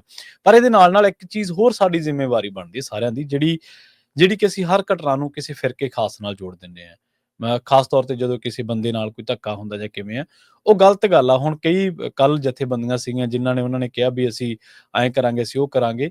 ਅਸਲ ਦੇ ਵਿੱਚ ਗ੍ਰੰਥੀ ਸਿੰਘ ਨੂੰ ਗਾਲਾਂ ਕੱਢਣੀਆਂ ਇਹ ਕਿੱਥੋਂ ਦੀ ਵਡਾਈ ਹੈ? ਭਾਵੇਂ ਕੋਈ ਸਿੱਖ ਨੌਜਵਾਨ ਹੀ ਕੱਢ ਰਿਹਾ, ਕੇਸਾਂ ਵਾਲਾ ਹੀ ਕੱਢ ਰਿਹਾ, ਇਹ ਕੋਈ ਚੰਗੀ ਗੱਲ ਥੋੜਾ ਬੀਬੀਆਂ ਦੇ ਸਾਹਮਣੇ ਔਰ ਲੱਠ ਮਾਰਾ ਵਾਂਗੂ ਉਹਨਾਂ ਦੇ ਦਰਵਾਜ਼ਿਆਂ ਦੇ ਵਿੱਚ ਤੂੰ ਇੱਟਾਂ ਮਾਰੀ ਜਾਂਦਾ। ਭਲਿਆ ਮਾਨਸਾ, ਲੋਕ ਹਮਦਰਦੀ ਕਰ ਰਹੇ ਸੀ, ਹੁਣ ਉਲਟਾ ਉਹੀ ਲੋਕ ਕਹਿ ਰਹੇ ਨੇ ਕਿ ਭਾਈ ਜੋ ਹੋਇਆ ਜਾਇਜ਼ ਹੋਇਆ। ਹਾਲਾਂਕਿ ਆਪਾਂ ਪਹਿਲਾਂ ਕਹਿ ਚੁੱਕੇ ਹਾਂ ਕਿ ਪੁਲਿਸ ਦਾ ਇਸ ਤਰ੍ਹਾਂ ਜਨਤਕ ਕਿਸੇ ਨੂੰ ਕੁੱਟਣਾ ਜਾਇਜ਼ ਨਹੀਂ ਹੈ ਜੀ। ਨਹੀਂ, ਉਹ ਠੀਕ ਹੈ ਤੁਹਾਡੀ ਗੱਲ, ਕਿ ਮੈਂ ਉਸ ਗੱਲ ਦੇ ਨਾਲ ਸਹਿਮਤ ਵੀ ਹਾਂ ਕਿ ਜਨਤਕ ਤੌਰ, ਕਿਉਂਕਿ ਪੁਲਿਸ ਇੰਨੀ ਬੇਵਕੂਫ ਥੋੜੀ ਹੈ ਕਿ ਵੀਡੀਓ ਬਣ ਰਹੀ ਤੇ ਉਹ ਐਵੇਂ ਕੁੱਟੀ ਜਾ ਰਹੀ ਹੈ। ਸਭ ਪੁਲਿਸ ਵਾਲੇ ਵੀ ਪੰਜਾਬੀ ਨੇ, ਜ਼ਿਆਦਾ ਉਹ ਵੀ ਜੱਟ ਨੇ, ਸਿੱਖ ਨੇ। ਜਦੋਂ ਉਹਨਾਂ ਦੀ ਪੱਗ ਨੂੰ ਹੱਥ ਪਊਗਾ ਨਾ, ਤੁਹਾਨੂੰ ਜਿਵੇਂ ਗੁੱਸਾ ਆਉਂਦਾ ਜਾਂ ਮੈਨੂੰ ਆਉਂਦਾ, ਦਸਤਾਰ ਨੂੰ ਹੱਥ ਪਿਆ, ਉਹਨਾਂ ਨੂੰ ਵੀ ਆਉਂਦਾ ਹੈ। ਫਿਰ ਨਹੀਂ ਅਗਲਾ ਪਰਵਾਹ ਕਰਦਾ ਕਿ ਵੀਡੀਓ ਬਣ ਰਹੀ ਹੈ ਜਾਂ ਮੈਂ ਸਸਪੈਂਡ ਹੋਊਂਗਾ। ਜੀ ਬਿਲਕੁਲ, ਇਹ ਵੀ ਗੱਲ ਹੈ। ਉਹ ਵੀ ਜੱਟ ਨੇ ਜ਼ਿਆਦਾ ਪੁਲਿਸ ਵਾਲੇ, ਜੀ ਜੱਟ ਬੈਕਗ੍ਰਾਉਂਡ ਤੋਂ ਆ। ਤਾਂ ਜਦੋਂ ਉਹਨਾਂ ਦੀ ਪੱਗ ਨੂੰ ਹੱਥ ਪੈਂਦਾ, ਫਿਰ ਉਹ ਵੀ ਆਪੇ ਤੋਂ ਬਾਹਰ ਹੋ ਜਾਂਦੇ ਆ ਜੀ। ਸੋ ਇਹ ਕਹਾਣੀ ਜਿਹੜੀ ਆ, ਠੀਕ ਆ ਕਿ ਪੁਲਿਸ ਬਹੁਤ ਮੌਕਿਆਂ ਤੇ ਗਲਤ ਹੋ ਜਾਂਦੀ ਹੈ, ਪਰ ਸਾਨੂੰ ਠੀਕ ਆ ਵਿਕਟਮ ਨਾਲ ਖੜਨ ਦੀ ਜ਼ਰੂਰਤ ਆ, ਪਰ ਗੁੰਜਾਇਸ਼ ਇਹ ਰੱਖ ਲੈਣੀ ਚਾਹੀਦੀ ਆ ਕਿ ਤਸਵੀਰ ਦਾ ਦੂਸਰਾ ਪੱਖ ਵੀ ਸਾਹਮਣੇ ਆ। ਅਸੀਂ ਤੇ ਇੱਕ ਸੱਚ ਨੂੰ ਧਾਰਨਾ ਬਣਾ ਲੈਂਦੇ ਆ ਨਾ ਕਿ ਇਹੀ ਸੱਚ ਹੈ। ਬਿਲਕੁਲ ਜੀ, ਬਿਲਕੁਲ। ਬਲਡੋਜ਼ਰ ਜਿਹੜਾ ਮਿੰਟੂ ਜੀ, ਜਿਹਨੇ ਕਈ ਬੇਗੁਨਾਹਾਂ ਗਰੀਬਾਂ ਦੇ ਘਰ ਢਾਹ ਦਿੱਤੇ ਸੀ, ਔਰ ਬਲਡੋਜ਼ਰ ਮੁਹਿੰਮ ਜਿਹੜੀ ਸੀ ਉਹ ਸੱਤਾਧਾਰੀਆਂ ਦੇ ਇਸ਼ਾਰੇ ਤੇ ਯੂਪੀ, ਮਹਾਰਾਸ਼ਟਰ, ਮੱਧ ਪ੍ਰਦੇਸ਼, ਦਿੱਲੀ ਦੇ ਵਿੱਚ ਆਪਾਂ ਚੱਲਦਾ ਦੇਖਿਆ ਬਲਡੋਜ਼ਰ। ਉਸ ਮਾਮਲੇ ਤੇ ਹੁਣ ਸੁਪਰੀਮ ਕੋਰਟ ਨੇ ਕੋਈ ਫੈਸਲਾ ਦਿੱਤਾ ਜੀ। ਉਹ ਸੁਪਰੀਮ ਕੋਰਟ ਨੇ ਜਿਹੜੀ ਗੱਲ ਕਹੀ ਹੈ ਕਿ ਬਲਡੋਜ਼ਰ ਕਾਰਵਾਈ ਜਿਹੜੀ ਹੈ ਨਾ, ਉਹ ਅਰਾਜਕਤਾ ਦਾ ਕਾਰਨ ਬਣ ਸਕਦੀ ਹੈ। ਜੇ ਇਦਾਂ ਹੀ ਚੱਲਦੀ ਰਹੇਗੀ ਤਾਂ ਅਧਿਕਾਰੀ ਜਿਹੜੇ ਉਹ ਆਪਣੇ ਆਪ ਜੱਜ ਨਹੀਂ ਬਣ ਸਕਦੇ। ਹਾਂ, ਉਹਦਾ ਇੱਕ ਪ੍ਰੋਸੀਜਰ ਹੁੰਦਾ ਹੈ ਕਿ ਪ੍ਰਾਪਰਟੀ ਤੋੜਨ ਤੋਂ ਪਹਿਲਾਂ 15 ਦਿਨ ਦਾ ਨੋਟਿਸ ਦਿਓ, ਵੀਡੀਓਗ੍ਰਾਫੀ ਜ਼ਰੂਰੀ ਹੋਣੀ ਚਾਹੀਦੀ ਹੈ। ਜੇ ਕੋਈ ਦੋਸ਼ੀ ਪਾਇਆ ਗਿਆ ਤਾਂ ਉਸ ਸੂਰਤ ਦੇ ਵਿੱਚ ਉਕਤ ਜਿਹੜਾ ਹੈਗਾ ਆ, ਮਤਲਬ ਕਿ ਅਧਿਕਾਰੀ ਆ, ਅਫਸਰ ਆ, ਉਹਦੇ ਤੋਂ ਭਰਪਾਈ ਕਰਾਈ ਜਾਊਗੀ। ਇਹ ਤੁਸੀਂ ਦੇਖ ਲਿਓ। ਸੋ ਮੈਂ ਵੀ ਇਸ ਗੱਲ ਦੇ ਨਾਲ ਸਹਿਮਤ ਆ ਕਿ ਠੀਕ ਆ, ਗਲਤ ਸਹੀ ਕੁਝ ਵੀ ਹੋ ਸਕਦਾ ਹੈ, ਪਰ ਵੀਰ ਜੀ ਗੁੰਜਾਇਸ਼ ਹੁੰਦੀ ਆ। ਬਟ ਘੱਟੋ ਘੱਟ ਮਤਲਬ ਕਿ ਸਾਰੀਆਂ ਗਲਤ ਹੁੰਦੀਆਂ ਨੇ, ਆਪਣੇ ਇੱਥੇ ਕਰ ਲੈਂਦੇ ਆ। ਜੇ ਕੋਈ ਐਸੀ ਉਸਾਰੀ ਹੈ ਤਾਂ ਉਹਦੇ ਵਾਸਤੇ ਨੋਟਿਸ ਹੋਣਾ ਚਾਹੀਦਾ, ਉਹਦੇ ਵਾਸਤੇ ਅਗਲੇ ਨੂੰ ਆਪਣੇ ਪੱਖ ਰੱਖਣ ਦੇ ਮੌਕੇ ਹੋਣੇ ਚਾਹੀਦੇ ਆ, ਫਿਰ ਉਸ ਤੋਂ ਬਾਅਦ ਉਹ ਕਾਰਵਾਈ ਹੋਣੀ ਚਾਹੀਦੀ ਹੈ। ਤਾਂ ਇਹ ਨਹੀਂ ਹੈ ਕਿ ਚੱਕ ਕੇ ਕੋਈ ਮੁਸਲਮਾਨ ਹੈ ਤਾਂ ਉਹਦਾ ਘਰ ਢਾਹ ਦਿਓ। ਉਹਨੇ ਕੋਈ ਗੁਨਾਹ ਕੀਤਾ ਹੈ, ਉਹ ਗੁਨਾਹਗਾਰ ਆ, ਉਹ ਗੁਨਾਹ ਹਾਲੇ ਸਾਬਤ ਹੋਣਾ ਆ, ਜਾਂ ਉਹ ਗੁਨਾਹ ਜਾ ਕੇ ਜੱਜ ਨੇ ਸਜ਼ਾ ਯੋਗ ਬਣਾਉਣਾ ਹੈ, ਤਾਂ ਤੁਸੀਂ ਇਸ ਕਰਕੇ ਹੀ ਚੱਕਦੇ ਹੋ ਕਿ ਬਈ ਇਹ ਫਲਾਣਾ ਮੁਸਲਮਾਨ ਹੈ ਜਾਂ ਫਲਾਣਾ ਫਲਾਣਾ ਹੈ। ਤਾਂ ਇਸ ਕਰਕੇ ਮੈਂ ਅੱਗੇ ਤੁਹਾਨੂੰ ਅੰਕੜੇ ਵੀ ਇੱਕ ਵਾਰੀ ਦੱਸੇ ਸੀ ਕਿ ਜ਼ਿਆਦਾਤਰ ਮੁਸਲਮਾਨਾਂ ਦੇ ਹੀ ਘਰਾਂ ਤੇ ਇਹ ਬਲਡੋਜ਼ਰ ਚੱਲਿਆ ਹੈਗਾ। ਤਾਂ ਇਸ ਕਰਕੇ ਸੁਪਰੀਮ ਕੋਰਟ 'ਚ ਇਹ ਮਾਮਲਾ ਗਿਆ, ਕੁਝ ਮੁਸਲਿਮ ਧਿਰਾਂ ਹੀ ਪਾਰਟੀ ਬਣੀਆਂ ਸਨ, ਤਾਂ ਜਿਹਦੇ ਤੇ ਕਹਿ ਲਓ ਕਿ ਉਹਨਾਂ ਦੀ ਜਿੱਤ ਹੋਈ ਆ। ਬਹੁਤ ਵੱਡਾ ਫੈਸਲਾ ਸੁਪਰੀਮ ਕੋਰਟ ਨੇ ਦਿੱਤਾ ਕਿ ਏਦਾਂ ਤੇ ਅਰਾਜਕਤਾ ਵਾਲਾ ਮਾਹੌਲ ਬਣ ਜਾਏਗਾ। ਦੇਖੋ ਜੀ, ਬਿਲਕੁਲ ਮਿੰਟੂ ਜੀ, ਨਿਆਂ ਦੀ ਧਿਰ ਕੰਨੀ ਲੋਕ ਇਸੇ ਕਰਕੇ ਆਸ ਉਮੀਦ ਰੱਖਦੇ ਨਾ ਵੀ ਸ਼ਾਇਦ ਸਰਕਾਰਾਂ ਧੱਕਾ ਕਰ ਸਕਦੀਆਂ, ਪਾਰਟੀਆਂ ਕਰ ਲੈਣਗੀਆਂ ਧੱਕਾ, ਪੁਲਿਸ ਵੀ ਕਰ ਸਕਦੀ ਹੈ, ਪ੍ਰਸ਼ਾਸਨ ਕਰ ਸਕਦਾ ਹੈ, ਪਰ ਚਲੋ ਨਿਆਂ ਦੀ ਕਚਹਿਰੀ 'ਚ ਤਾਂ ਸਾਨੂੰ ਨਿਆਂ ਮਿਲੂਗਾ ਨਾ। ਤੇ ਚਲੋ ਇਹਦੇ ਨਾਲ ਲੋਕਾਂ ਦੀ ਭਾਵਨਾ ਹੀ ਘੱਟੋ ਘੱਟ ਬਰਕਰਾਰ ਰਹਿ ਜੂ। ਜਿਨ੍ਹਾਂ ਦਾ ਹੁਣ ਨੁਕਸਾਨ ਹੋ ਗਿਆ ਉਹ ਤਾਂ ਮੋੜ ਕੇ ਨਹੀਂ ਲਿਆਂਦਾ ਜਾ ਸਕਦਾ। ਹਾਂਜੀ, ਦੇਖੋ ਨੁਕਸਾਨ ਤਾਂ ਉਹ ਬਿਲਕੁਲ ਨਹੀਂ ਭਰਿਆ ਜਾ ਸਕਦਾ। ਬਹੁਤ ਸ਼ਾਨਦਾਰ ਮਕਾਨ ਤੋੜ ਦਿੱਤੇ ਗਏ। ਬਿਲਕੁਲ ਜੀ। तुम तरस नहीं खाती बस्तियां जलाने में, ਹਾਂਜੀ और लोग ਬਿਲਕੁਲ। टूट जाते हैं घर बनाने में। ਸੋ ਗੱਲ ਇਹ ਹੈ ਕਿ ਲੋਕ ਤੇ ਆਪ ਟੁੱਟ ਜਾਂਦੇ ਆ ਘਰ ਬਣਾਉਣ 'ਚ, ਪਰ ਇਹ ਢਾਉਣ 'ਚ ਜ਼ਾਲਮਾਨਾ ਰੁਖ ਰੱਖਦੇ ਨੇ ਜੀ। ਕਈ ਨਾ ਤੁਹਾਨੂੰ ਤਸਵੀਰਾਂ ਮਿੰਟੂ ਜੀ ਭੁੱਲਦੀਆਂ ਨਹੀਂ, ਤੁਸੀਂ ਭੁੱਲਣਾ ਵੀ ਚਾਹੋ ਨਾ ਤੁਹਾਡੇ ਜ਼ਿਹਨ 'ਚ ਉਹ ਜਾਂਦੀਆਂ ਨੇਗੀਆਂ। ਮੈਨੂੰ ਚੰਗੀ ਤਰ੍ਹਾਂ ਯਾਦ ਆ ਦਿੱਲੀ ਦੇ ਵਿੱਚ ਜਦੋਂ ਇਹਨਾਂ ਨੇ ਬਲਡੋਜ਼ਰ ਚਲਾਇਆ ਸੀਗਾ, ਤੇ ਉਦੋਂ ਇੱਕ ਘਰੇ ਬਜ਼ੁਰਗ ਸੀਗੇ, ਬਜ਼ੁਰਗ ਕਿਉਂਕਿ ਕਈ ਵਾਰੀ ਤੁਰਨ ਫਿਰਨ ਤੋਂ ਸਮਰਥ ਹੁੰਦੇ ਨੇ, ਉਹਨਾਂ ਦੀ ਮੰਜੀ ਚੱਕ ਕੇ ਬਾਹਰ ਸੁੱਟਤੀ ਤੇ ਉਹਨਾਂ ਦਾ ਘਰ ਢਾਹ ਦਿੱਤਾ ਗਿਆ। ਅੰਦਰੋਂ ਕੋਈ ਦਵਾਈ ਬੂਟੀ ਜਾਂ ਕੋਈ ਵੀ ਨਹੀਂ ਚੱਕਣ ਦਿੱਤਾ ਗਿਆ। ਉਹ ਅੱਜ ਵੀ ਤਸਵੀਰ ਮੇਰੇ ਜ਼ਿਹਨ ਦੇ ਵਿੱਚ ਹੈ। ਇੱਕ ਬੱਚਾ ਵਿਲਕ ਰਿਹਾ ਸੀ, ਰੋ ਰਿਹਾ ਸੀ। ਪਤਾ ਨਹੀਂ ਉਹਦੇ ਮਾਂ ਨੇ, ਉਹਦੇ ਪਿਓ ਨੇ, ਉਹਦੇ ਭਰਾ ਨੇ, ਉਹਦੀ ਭੈਣ ਨੇ ਕੋਈ ਗੁਨਾਹ ਕੀਤਾ ਵੀ ਹੈ ਕਿ ਨਹੀਂ ਕੀਤਾ, ਪਰ ਉਹ ਉਸ ਠੰਡ ਦੇ ਵਿੱਚ ਜਾਂ ਉਸ ਮੌਸਮ ਦੇ ਵਿੱਚ ਉਹ ਵਿਚਾਰਾ ਮਤਲਬ ਉਹਦੇ ਤਨ ਤੇ ਕੱਪੜੇ ਵੀ ਪੂਰੇ ਨਹੀਂ ਸੀ, ਉਹ ਵਿਲਕ ਰਿਹਾ ਸੀਗਾ। ਸੋ ਇਹ ਬਹੁਤ ਕਈ ਪ੍ਰਭਾਵ ਛੱਡ ਜਾਂਦੀਆਂ ਤੁਹਾਡੇ ਤੇ ਘਟਨਾਵਾਂ। ਜੀ ਹਾਂ ਬਿਲਕੁਲ। ਮਿੰਟੂ ਜੀ, ਇਹਨਾਂ ਖਾਸ ਖਬਰਾਂ ਤੇ ਖਾਸ ਜਾਣਕਾਰੀਆਂ ਦੇ ਲਈ ਤੁਹਾਡਾ ਬਹੁਤ ਬਹੁਤ ਧੰਨਵਾਦ ਜੀ। ਧੰਨਵਾਦ ਜੀ।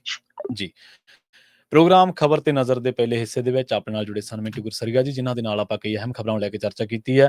ਬਲਡੋਜ਼ਰ ਦੀ ਗੱਲ ਚੱਲੀ ਸੀ। ਬਲਡੋਜ਼ਰ ਤੇ ਆਪਾਂ ਬਲਡੋਜ਼ਰ ਦਾ ਜਿਹੜਾ ਅਨਿਆਂ ਸੀ, ਬਲਡੋਜ਼ਰ ਦੀ ਜਿਹੜੀ ਗੁੰਡਾਗਰਦੀ ਸੀ, ਉਹਦੇ ਤੇ ਆਪਾਂ ਰਿਪੋਰਟਾਂ ਕਰਦੇ ਰਹੇ ਹਾਂ। ਪੰਜਾਬੀ ਰੇਡੀਓ ਦੇ ਉੱਤੇ ਤੁਸੀਂ ਹਰ ਸੈਟਰਡੇ ਨੂੰ ਜਾਂ ਹਰ ਜਦੋਂ ਵੀ ਕੋਈ ਇਸ ਤਰ੍ਹਾਂ ਦੀ ਘਟਨਾ ਵਾਪਰਦੀ ਸੀ ਤਾਂ ਉੱਥੇ ਆਪਾਂ ਬਹੁਤ ਸਾਰੀਆਂ ਰਿਪੋਰਟਾਂ ਕੀਤੀਆਂ, ਔਰ ਜਿੰਨਾ ਕੁ ਆਪਾਂ ਉਸ ਜ਼ਿੰਮੇਵਾਰੀ ਦੇ ਨਾਲ ਕਰ ਸਕਦੇ ਸੀ, ਔਰ ਹਰ ਤੱਥ ਤੇ ਆਂਕੜਿਆਂ ਦੇ ਨਾਲ।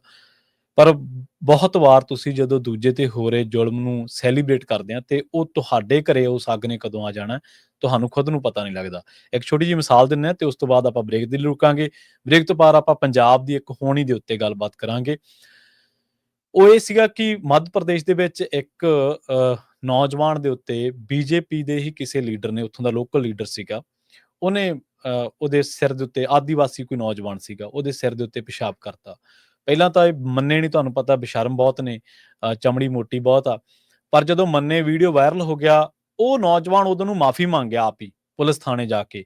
ਉਹਨੇ ਮਤਲਬ ਤੁਸੀਂ ਲੋਕਾਂ ਦੇ ਮਨਾਂ ਦੇ ਵਿੱਚ ਖੌਫ ਦੇਖੋ, ਉਹ ਗਿਆ ਥਾਣੇ ਦੇ ਵਿੱਚ, ਉਹ ਕਹਿੰਦਾ ਜੀ ਜਿਹੜੀ ਇਹ ਵੀਡੀਓ ਮੇਰੀ ਆ, ਮੈਨੂੰ ਮਾਫ ਕਰ ਦਿਓ, ਮੈਨੂੰ ਨਹੀਂ ਪਤਾ ਕਿਹਨੇ ਬਣਾਈ। ਹਾਲਾਂਕਿ ਉਹ ਵਿਕਟਮ ਹੈ, ਪਰ ਉਹਦੇ ਘਰੇ ਸ਼ਿਵਰਾਜ ਚੌਹਾਨ ਗਿਆ, ਜਿਹੜਾ ਉੱਥੋਂ ਦਾ ਮੁੱਖ ਮੰਤਰੀ ਸੀਗਾ, ਕਿਉਂਕਿ ਉਦੋਂ ਚੋਣਾਂ ਸੀਗੀਆਂ। ਸ਼ਿਵਰਾਜ ਚੌਹਾਨ ਕਹਿੰਦਾ ਵੀ ਆਦੀਵਾਸੀ ਸਾਡੇ ਭੈਣ ਭਰਾ, ਅਸੀਂ ਇਹਨਾਂ ਦੇ ਨਾਲ ਧੱਕਾ ਨਹੀਂ ਕਰ ਸਕਦੇ। ਹਾਲਾਂਕਿ ਉਹ ਕਰ ਕੀ ਰਹੇ ਨੇ ਆਪਾਂ ਨੂੰ ਪਤਾ ਹੈ, ਤੇ ਕਹਿੰਦੇ ਇਹਦੇ ਨਾਲ ਜੋ ਹੋਇਆ ਅਨਿਆਂ ਹੋਇਆ ਤੇ ਇਹਦੇ ਲਈ ਹੁਣ ਮਿਸਾਲੀ ਸਜ਼ਾ ਦਿੱਤੀ ਜਾਊਗੀ। ਜਿਹੜਾ ਬੀਜੇਪੀ ਦਾ ਲੀਡਰ, ਜਿਹੜਾ WhatsApp ਯੂਨੀਵਰਸਿਟੀ ਦੀ ਪੈਦਾਇਸ਼ ਸੀ, ਮਾਨਸਿਕ ਤੌਰ ਤੇ ਉਹ ਨਹੀਂ ਸੀ ਉਹਨਾਂ ਸਮਰੱਥ ਚੀਜ਼ਾਂ ਨੂੰ ਸਮਝਣ ਦੇ, ਉਸ ਬੰਦੇ ਦਾ ਘਰ ਢਾਹ ਦਿੱਤਾ ਗਿਆ ਤੇ ਉਹਦਾ ਪਿਓ ਬਾਹਰ ਬੈਠਾ ਵਿਲਕ ਰਿਹਾ ਸੀ। ਉਹ ਕਹਿੰਦਾ ਅੱਜ ਮੈਨੂੰ ਅਫਸੋਸ ਹੈ, ਜਦੋਂ ਘੱਟ ਗਿਣਤੀ ਭਾਈਚਾਰੇ ਦੇ ਘਰੇ ਬਲਡੋਜ਼ਰ ਚੱਲਦਾ ਸੀ ਤੇ ਮੈਂ WhatsApp ਤੇ Facebook ਦੇ ਉੱਤੇ ਉਹ ਤਸਵੀਰਾਂ, ਵੀਡੀਓ ਭੇਜਦਾ ਹੁੰਦਾ ਸੀ ਦੂਜਿਆਂ ਨੂੰ, ਤੇ ਅੱਜ ਮੇਰੇ ਆਪਦੇ ਘਰੇ ਬਲਡੋਜ਼ਰ ਚੱਲਿਆ। ਹਾਲਾਂਕਿ ਆਪਾਂ ਫਿਰ ਵੀ ਕਿਹਾ ਕਿ ਉਸ ਮਾਮਲੇ ਦੇ ਵਿੱਚ ਕਿਸੇ ਵੀ ਤਰ੍ਹਾਂ ਦਾ ਫੈਸਲਾ ਆਉਣ ਤੋਂ ਪਹਿਲਾਂ ਜੇ ਬਲਡੋਜ਼ਰ ਬੀਜੇਪੀ ਵਾਲੇ ਘਰ ਦੇ ਵੀ ਚੱਲਿਆ, ਬੀਜੇਪੀ ਦੇ ਕਿਸੇ ਵਰਕਰ ਦੇ ਘਰ ਤੇ ਵੀ ਚੱਲਿਆ, ਤਾਂ ਉਹ ਵੀ ਗਲਤ ਹੈ। ਪਰ ਇਹਨਾਂ 'ਚ ਇੰਨਾ ਮਾਦਾ ਨਹੀਂ ਹੈ। ਇਹ ਤਾਂ ਸਗੋਂ ਵਿਕਟਮ ਦੇ ਨਾਲ ਹੋ ਰਹੀ ਜ਼ਿਆਦਤੀ ਨੂੰ ਸੈਲੀਬ੍ਰੇਟ ਕਰਦੇ ਨੇ। ਕਿਸੇ ਪੀੜਤ ਦੇ ਨਾਲ ਹੋ ਰਹੀ ਜ਼ਿਆਦਤੀ ਨੂੰ ਜਦੋਂ ਬੰਦਾ ਸੈਲੀਬ੍ਰੇਟ ਕਰਦਾ, ਉਹਦਾ ਮਤਲਬ ਸਿਰਫ ਇੱਕੋ ਹੀ ਆ ਕਿ ਉਹ ਬੌਧਿਕ ਤੌਰ ਤੇ ਮੰਦਬੁੱਧੀ ਆ, ਜਾਂ ਉਹ ਕਿਸੇ ਸਿਆਸੀ ਕਿਸੇ ਹੱਥ ਠੋਕੇ ਦਾ ਸ਼ਿਕਾਰ ਹੋ ਗਿਆ, ਹੱਥ ਠੋਕਾ ਬਣ ਗਿਆ ਕਿਸੇ ਸਿਆਸਤ ਦਾ। ਪੀੜਤ ਦੇ ਨਾਲ ਹੋ ਰਹੇ ਜ਼ੁਲਮ ਨੂੰ ਸੈਲੀਬ੍ਰੇਟ ਕਰਨਾ, ਇਹ ਨਾ ਮਨੁੱਖੀ ਸਭਿਅਤਾ ਦੇ ਵਿੱਚ ਕੋਈ ਚੰਗੀ ਗੱਲ ਆ ਤੇ ਨਾ ਇੱਕ ਚੰਗੇ ਮਨੁੱਖ ਹੋਣ ਦੇ ਮਾਮਲੇ ਦੇ ਵਿੱਚ ਚੰਗੀ ਗੱਲ ਆ। ਪੀੜਤ ਦੇ ਨਾਲ ਤੁਹਾਨੂੰ ਖੜਨਾ ਚਾਹੀਦਾ ਸਗੋਂ। ਖੈਰ, ਆਪਾਂ ਜਿਹੜੇ ਪ੍ਰੋਗਰਾਮ ਦਾ ਅਗਲਾ ਹਿੱਸਾ ਉਹਦੇ ਵਿੱਚ ਆਪਾਂ ਗੱਲਬਾਤ ਕਰਾਂਗੇ ਪੰਜਾਬ ਦੀ ਹੋਣੀ ਨੂੰ ਲੈ ਕੇ। ਅਕਸਰ ਅੱਜ ਕੱਲ੍ਹ ਪੰਜਾਬ ਦੇ ਤੁਸੀਂ ਸੋਸ਼ਲ ਮੀਡੀਆ ਦੇ ਜਿਹੜੇ ਮੰਚ ਆ, ਜਦੋਂ ਤੁਸੀਂ ਉਹਨਾਂ ਨੂੰ ਫਰੋਲੋਗੇ, ਖੰਗਾਲੋਗੇ, ਕੁਛ ਕੁ ਲੋਕ ਬਹੁਤ ਚੰਗਾ ਕੰਮ ਕਰ ਰਹੇ ਨੇ, ਆਪਾਂ ਉਸ ਗੱਲ ਨੂੰ ਰੱਦ ਨਹੀਂ ਕਰ ਸਕਦੇ, ਉਹਨਾਂ ਨੂੰ ਜਦੋਂ ਖੰਗਾਲਦੇ ਹਾਂ ਤੇ ਪਤਾ ਲੱਗਦਾ ਹੈ ਕਿ ਉਹਨਾਂ ਦੀ ਜਿਹੜੀ ਇਕਾਗਰਤਾ ਹੈ, ਉਹਨਾਂ ਦਾ ਜਿਹੜਾ ਪੂਰਾ ਆਪਾਂ ਕਹਿ ਲਈਏ ਕਿ ਜ਼ੋਰ ਲੱਗਿਆ ਹੋਇਆ ਹੈ, ਜਾਂ ਉਹਨਾਂ ਦਾ ਜਿਹੜਾ ਕੰਟੈਂਟ ਹੈ, ਉਹ ਸਿਰਫ ਇਸੇ ਗੱਲ ਤੇ ਆਧਾਰਿਤ ਹੈ ਕਿ ਫਲਾਂ ਲੀਡਰ, ਫਲਾਂ ਲੀਡਰ, ਫਲਾਂ ਲੀਡਰ, ਫਲਾਂ, ਫਲਾਂ, ਫਲਾਂ। ਮਤਲਬ 10 5-6 ਬੀਬੀਆਂ ਨੇ, ਜਾਂ 3-4 ਹੀ ਬੀਬੀਆਂ ਕਹਿ ਲਓ, 5-6 ਲੀਡਰ ਨੇ। ਉਹਨਾਂ ਨੇ ਕੀ ਕਿਹਾ, ਉਹਨਾਂ ਮਾਮਲਿਆਂ ਦੇ ਵਿੱਚ ਹੀ ਅੜੇ ਹੋਏ ਨੇ, ਜਦ ਕਿ ਦੂਜੇ ਪਾਸੇ ਪੰਜਾਬ ਦੇ ਵਿੱਚ ਇੱਕ ਬਹੁਤ ਵੱਡਾ ਗੰਭੀਰ ਸੰਕਟ ਆ। ਆਉਣ ਵਾਲੇ ਸਮੇਂ ਦੇ ਵਿੱਚ ਸਾਨੂੰ ਇਸ ਸੰਕਟ ਦੇ ਨਾਲ ਦੋ ਚਾਰ ਹੋਣਾ ਪੈਣਾ। ਉਹ ਸੰਕਟ ਕਿਹੜਾ ਤੇ ਉਹਦੀਆਂ ਪਰਤਾਂ ਕਿਵੇਂ ਨੇ? ਨਾ ਸਿਰਫ ਪੰਜਾਬ ਸਰਕਾਰ, ਸਗੋਂ ਸਮੁੱਚੀਆਂ ਪੰਜਾਬ ਦੀਆਂ ਸਿਆਸੀ ਪਾਰਟੀਆਂ, ਚਾਹੇ ਉਹ ਵਿਰੋਧੀ ਧਿਰ ਆ ਤੇ ਚਾਹੇ ਉਹ ਸੱਤਾਧਾਰੀ ਨੇ, ਜਾਂ ਉਹ ਅਕਾਲੀ ਨੇ, ਕਾਂਗਰਸੀ ਨੇ, ਭਾਜਪਾਈ ਨੇ, ਕੋਈ ਵੀ ਹੈ। ਤੇ ਦੂਜੇ ਪਾਸੇ ਕੇਂਦਰ ਸਰਕਾਰ, ਉਹਨਾਂ ਦਾ ਆਪਣਾ ਏਜੰਡਾ ਚੱਲ ਰਿਹਾ ਲਗਾਤਾਰ। ਪਰ ਇਹ ਪੰਜਾਬ ਦੀ ਬਰਬਾਦੀ ਦੇ ਵਿੱਚ ਮੂੰਹ ਦੇ ਵਿੱਚ ਘੂੰਗਣੀਆਂ ਪਾ ਕੇ ਤੇ ਉਸ ਬਰਬਾਦੀ ਨੂੰ ਦੇਖ ਰਹੇ ਨੇ। ਕੋਈ ਵੀ ਉਹਨਾਂ ਮਾਮਲਿਆਂ ਦੇ ਵਿੱਚ ਗੱਲ ਨਹੀਂ ਕਰ ਰਿਹਾ। ਉਹ ਗੱਲਾਂ ਕਿਵੇਂ ਨੇ, ਕਿਹੜੀਆਂ ਉਹਨਾਂ ਦੇ ਕਮੈਂਟ ਨੇ, ਹੁਣ ਦੇ ਦਿਨਾਂ ਦੇ ਵਿੱਚ, ਪਿਛਲੇ ਕੁਝ 3-4 ਦਿਨਾਂ ਦੇ ਵਿੱਚ ਸਾਰਿਆਂ ਦੇ ਵਾਰੀ-ਸਿਰ, ਨਾ ਸਿਰਫ ਆਮ ਆਦਮੀ ਪਾਰਟੀ ਵਾਲੇ, ਬਲਕਿ ਜਿੰਨੇ ਵੀ ਪੰਜਾਬ ਦੇ ਵਿੱਚ ਵਿਚਰ ਰਹੇ ਨੇ, ਸਗੋਂ ਪ੍ਰਧਾਨ ਨੇ, ਕੋਈ ਕਿਸੇ ਅਹੁਦੇ ਤੇ ਹੈ, ਉਹਨਾਂ ਦੇ ਸਾਰਿਆਂ ਦੀਆਂ ਤੁਸੀਂ ਸਟੇਟਮੈਂਟਾਂ ਜਦੋਂ ਤੁਹਾਨੂੰ ਦੱਸੀਆਂ, ਤੁਹਾਨੂੰ ਪਤਾ ਲੱਗ ਜਾਊਗਾ ਕਿ ਜਿਹੜੀ ਗੱਲ ਅਸੀਂ ਕਰਦੇ ਰਹਿੰਦੇ ਹਾਂ ਕਿ ਇਹਨਾਂ ਦੇ ਪੱਲੇ-ਤੱਲੇ ਕੁਛ ਨਹੀਂ ਗਾ, ਕੰਮ ਸਿਰਫ ਲੁੱਟਣ ਦਾ, ਚਾਹੇ ਐਮਪੀ ਦੀ ਟਿਕਟ ਹੋਵੇ ਤੇ ਚਾਹੇ ਐਮਐਲਏ ਦੀ। ਉਹ ਸਾਰੀਆਂ ਪਰਤਾਂ ਆਪਾਂ ਖੋਲਾਂਗੇ, ਪਰ ਇੱਕ ਬ੍ਰੇਕ ਤੋਂ ਬਾਅਦ। ਜੁੜੇ ਰਹੋ ਪੰਜਾਬੀ ਰੇਡੀਓ USA ਦੇ ਨਾਲ।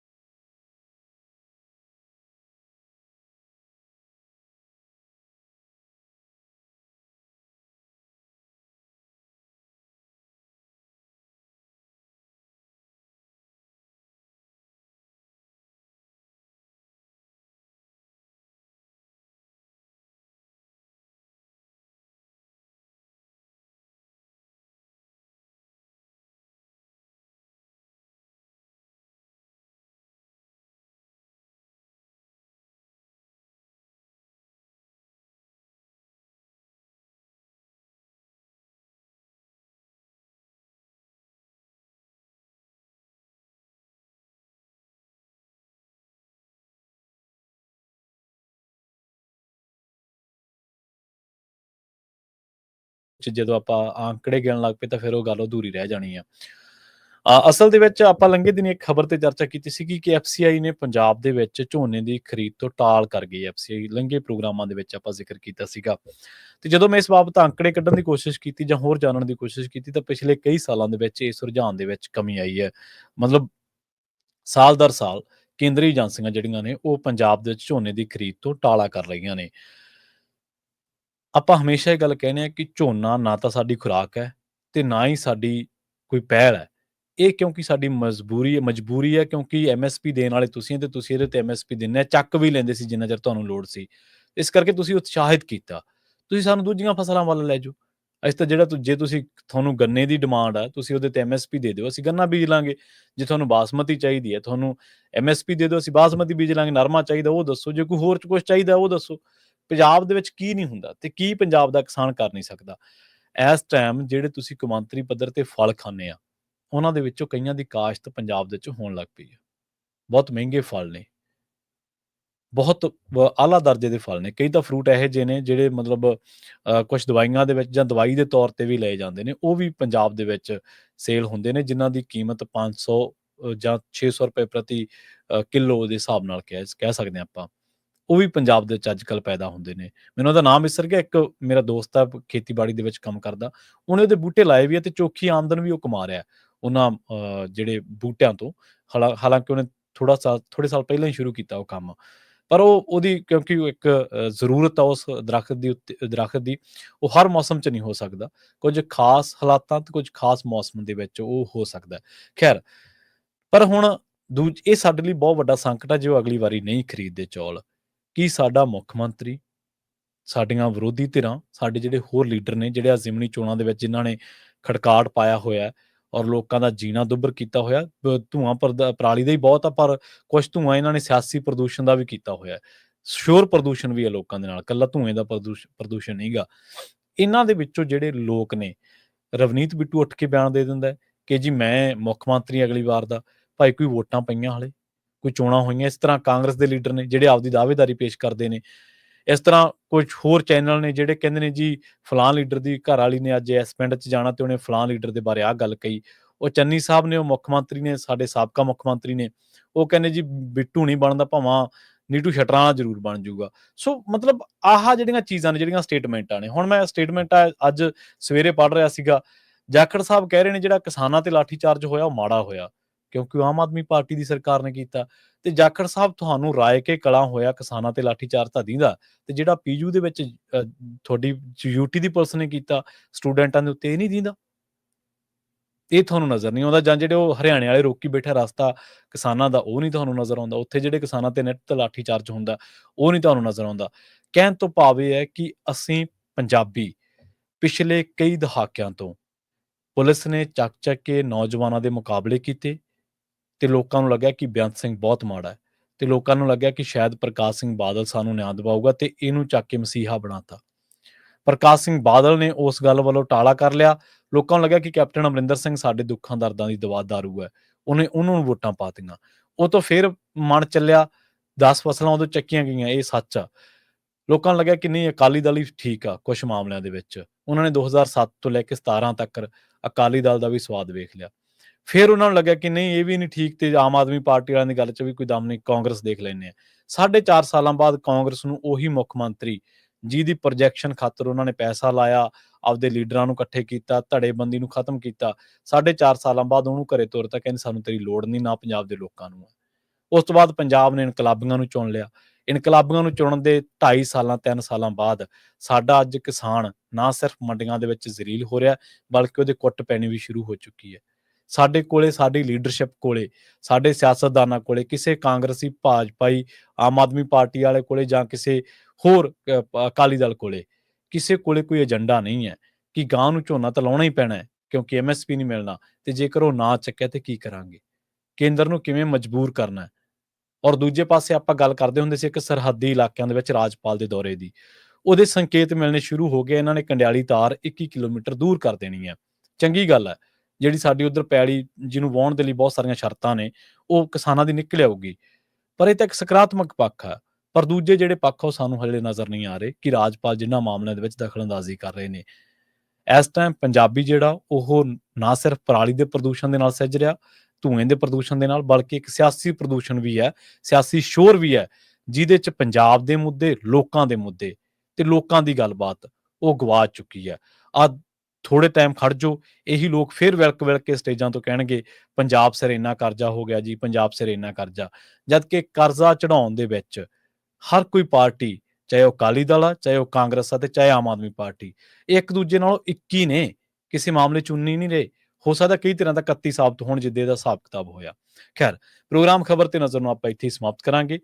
ਪੰਜਾਬੀ ਡੀਐਸਏ ਤੇ ਅਗਲੀ ਪੇਸ਼ਕਸ਼ ਪ੍ਰੋਗਰਾਮ ਅਪਡੇਟ ਅਮਰੀਕਾ ਪ੍ਰੋਗਰਾਮ ਦੇ ਵਿੱਚ ਅਮਰੀਕਾ ਦੇ ਨਾਲ ਵਿਸ਼ਵ ਭਰ ਦੇ ਵਿੱਚ ਵਾਪਰੀਆਂ ਅਹਿਮ ਵੱਡੀਆਂ ਖਾਸ ਘਟਨਾਵਾਂ, ਖਬਰਾਂ ਦੇ ਬਾਰੇ ਤੁਹਾਨੂੰ ਦਿੱਤੀਆਂ ਜਾਣਗੀਆਂ ਜਾਣਕਾਰੀਆਂ। ਜੁੜੇ ਰਹੋ ਪੰਜਾਬੀ ਰੇਡੀਓ USA ਦੇ ਨਾਲ। ਬਹੁਤ ਬਹੁਤ ਧੰਨਵਾਦ। ਸਤਿ ਸ਼੍ਰੀ ਅਕਾਲ।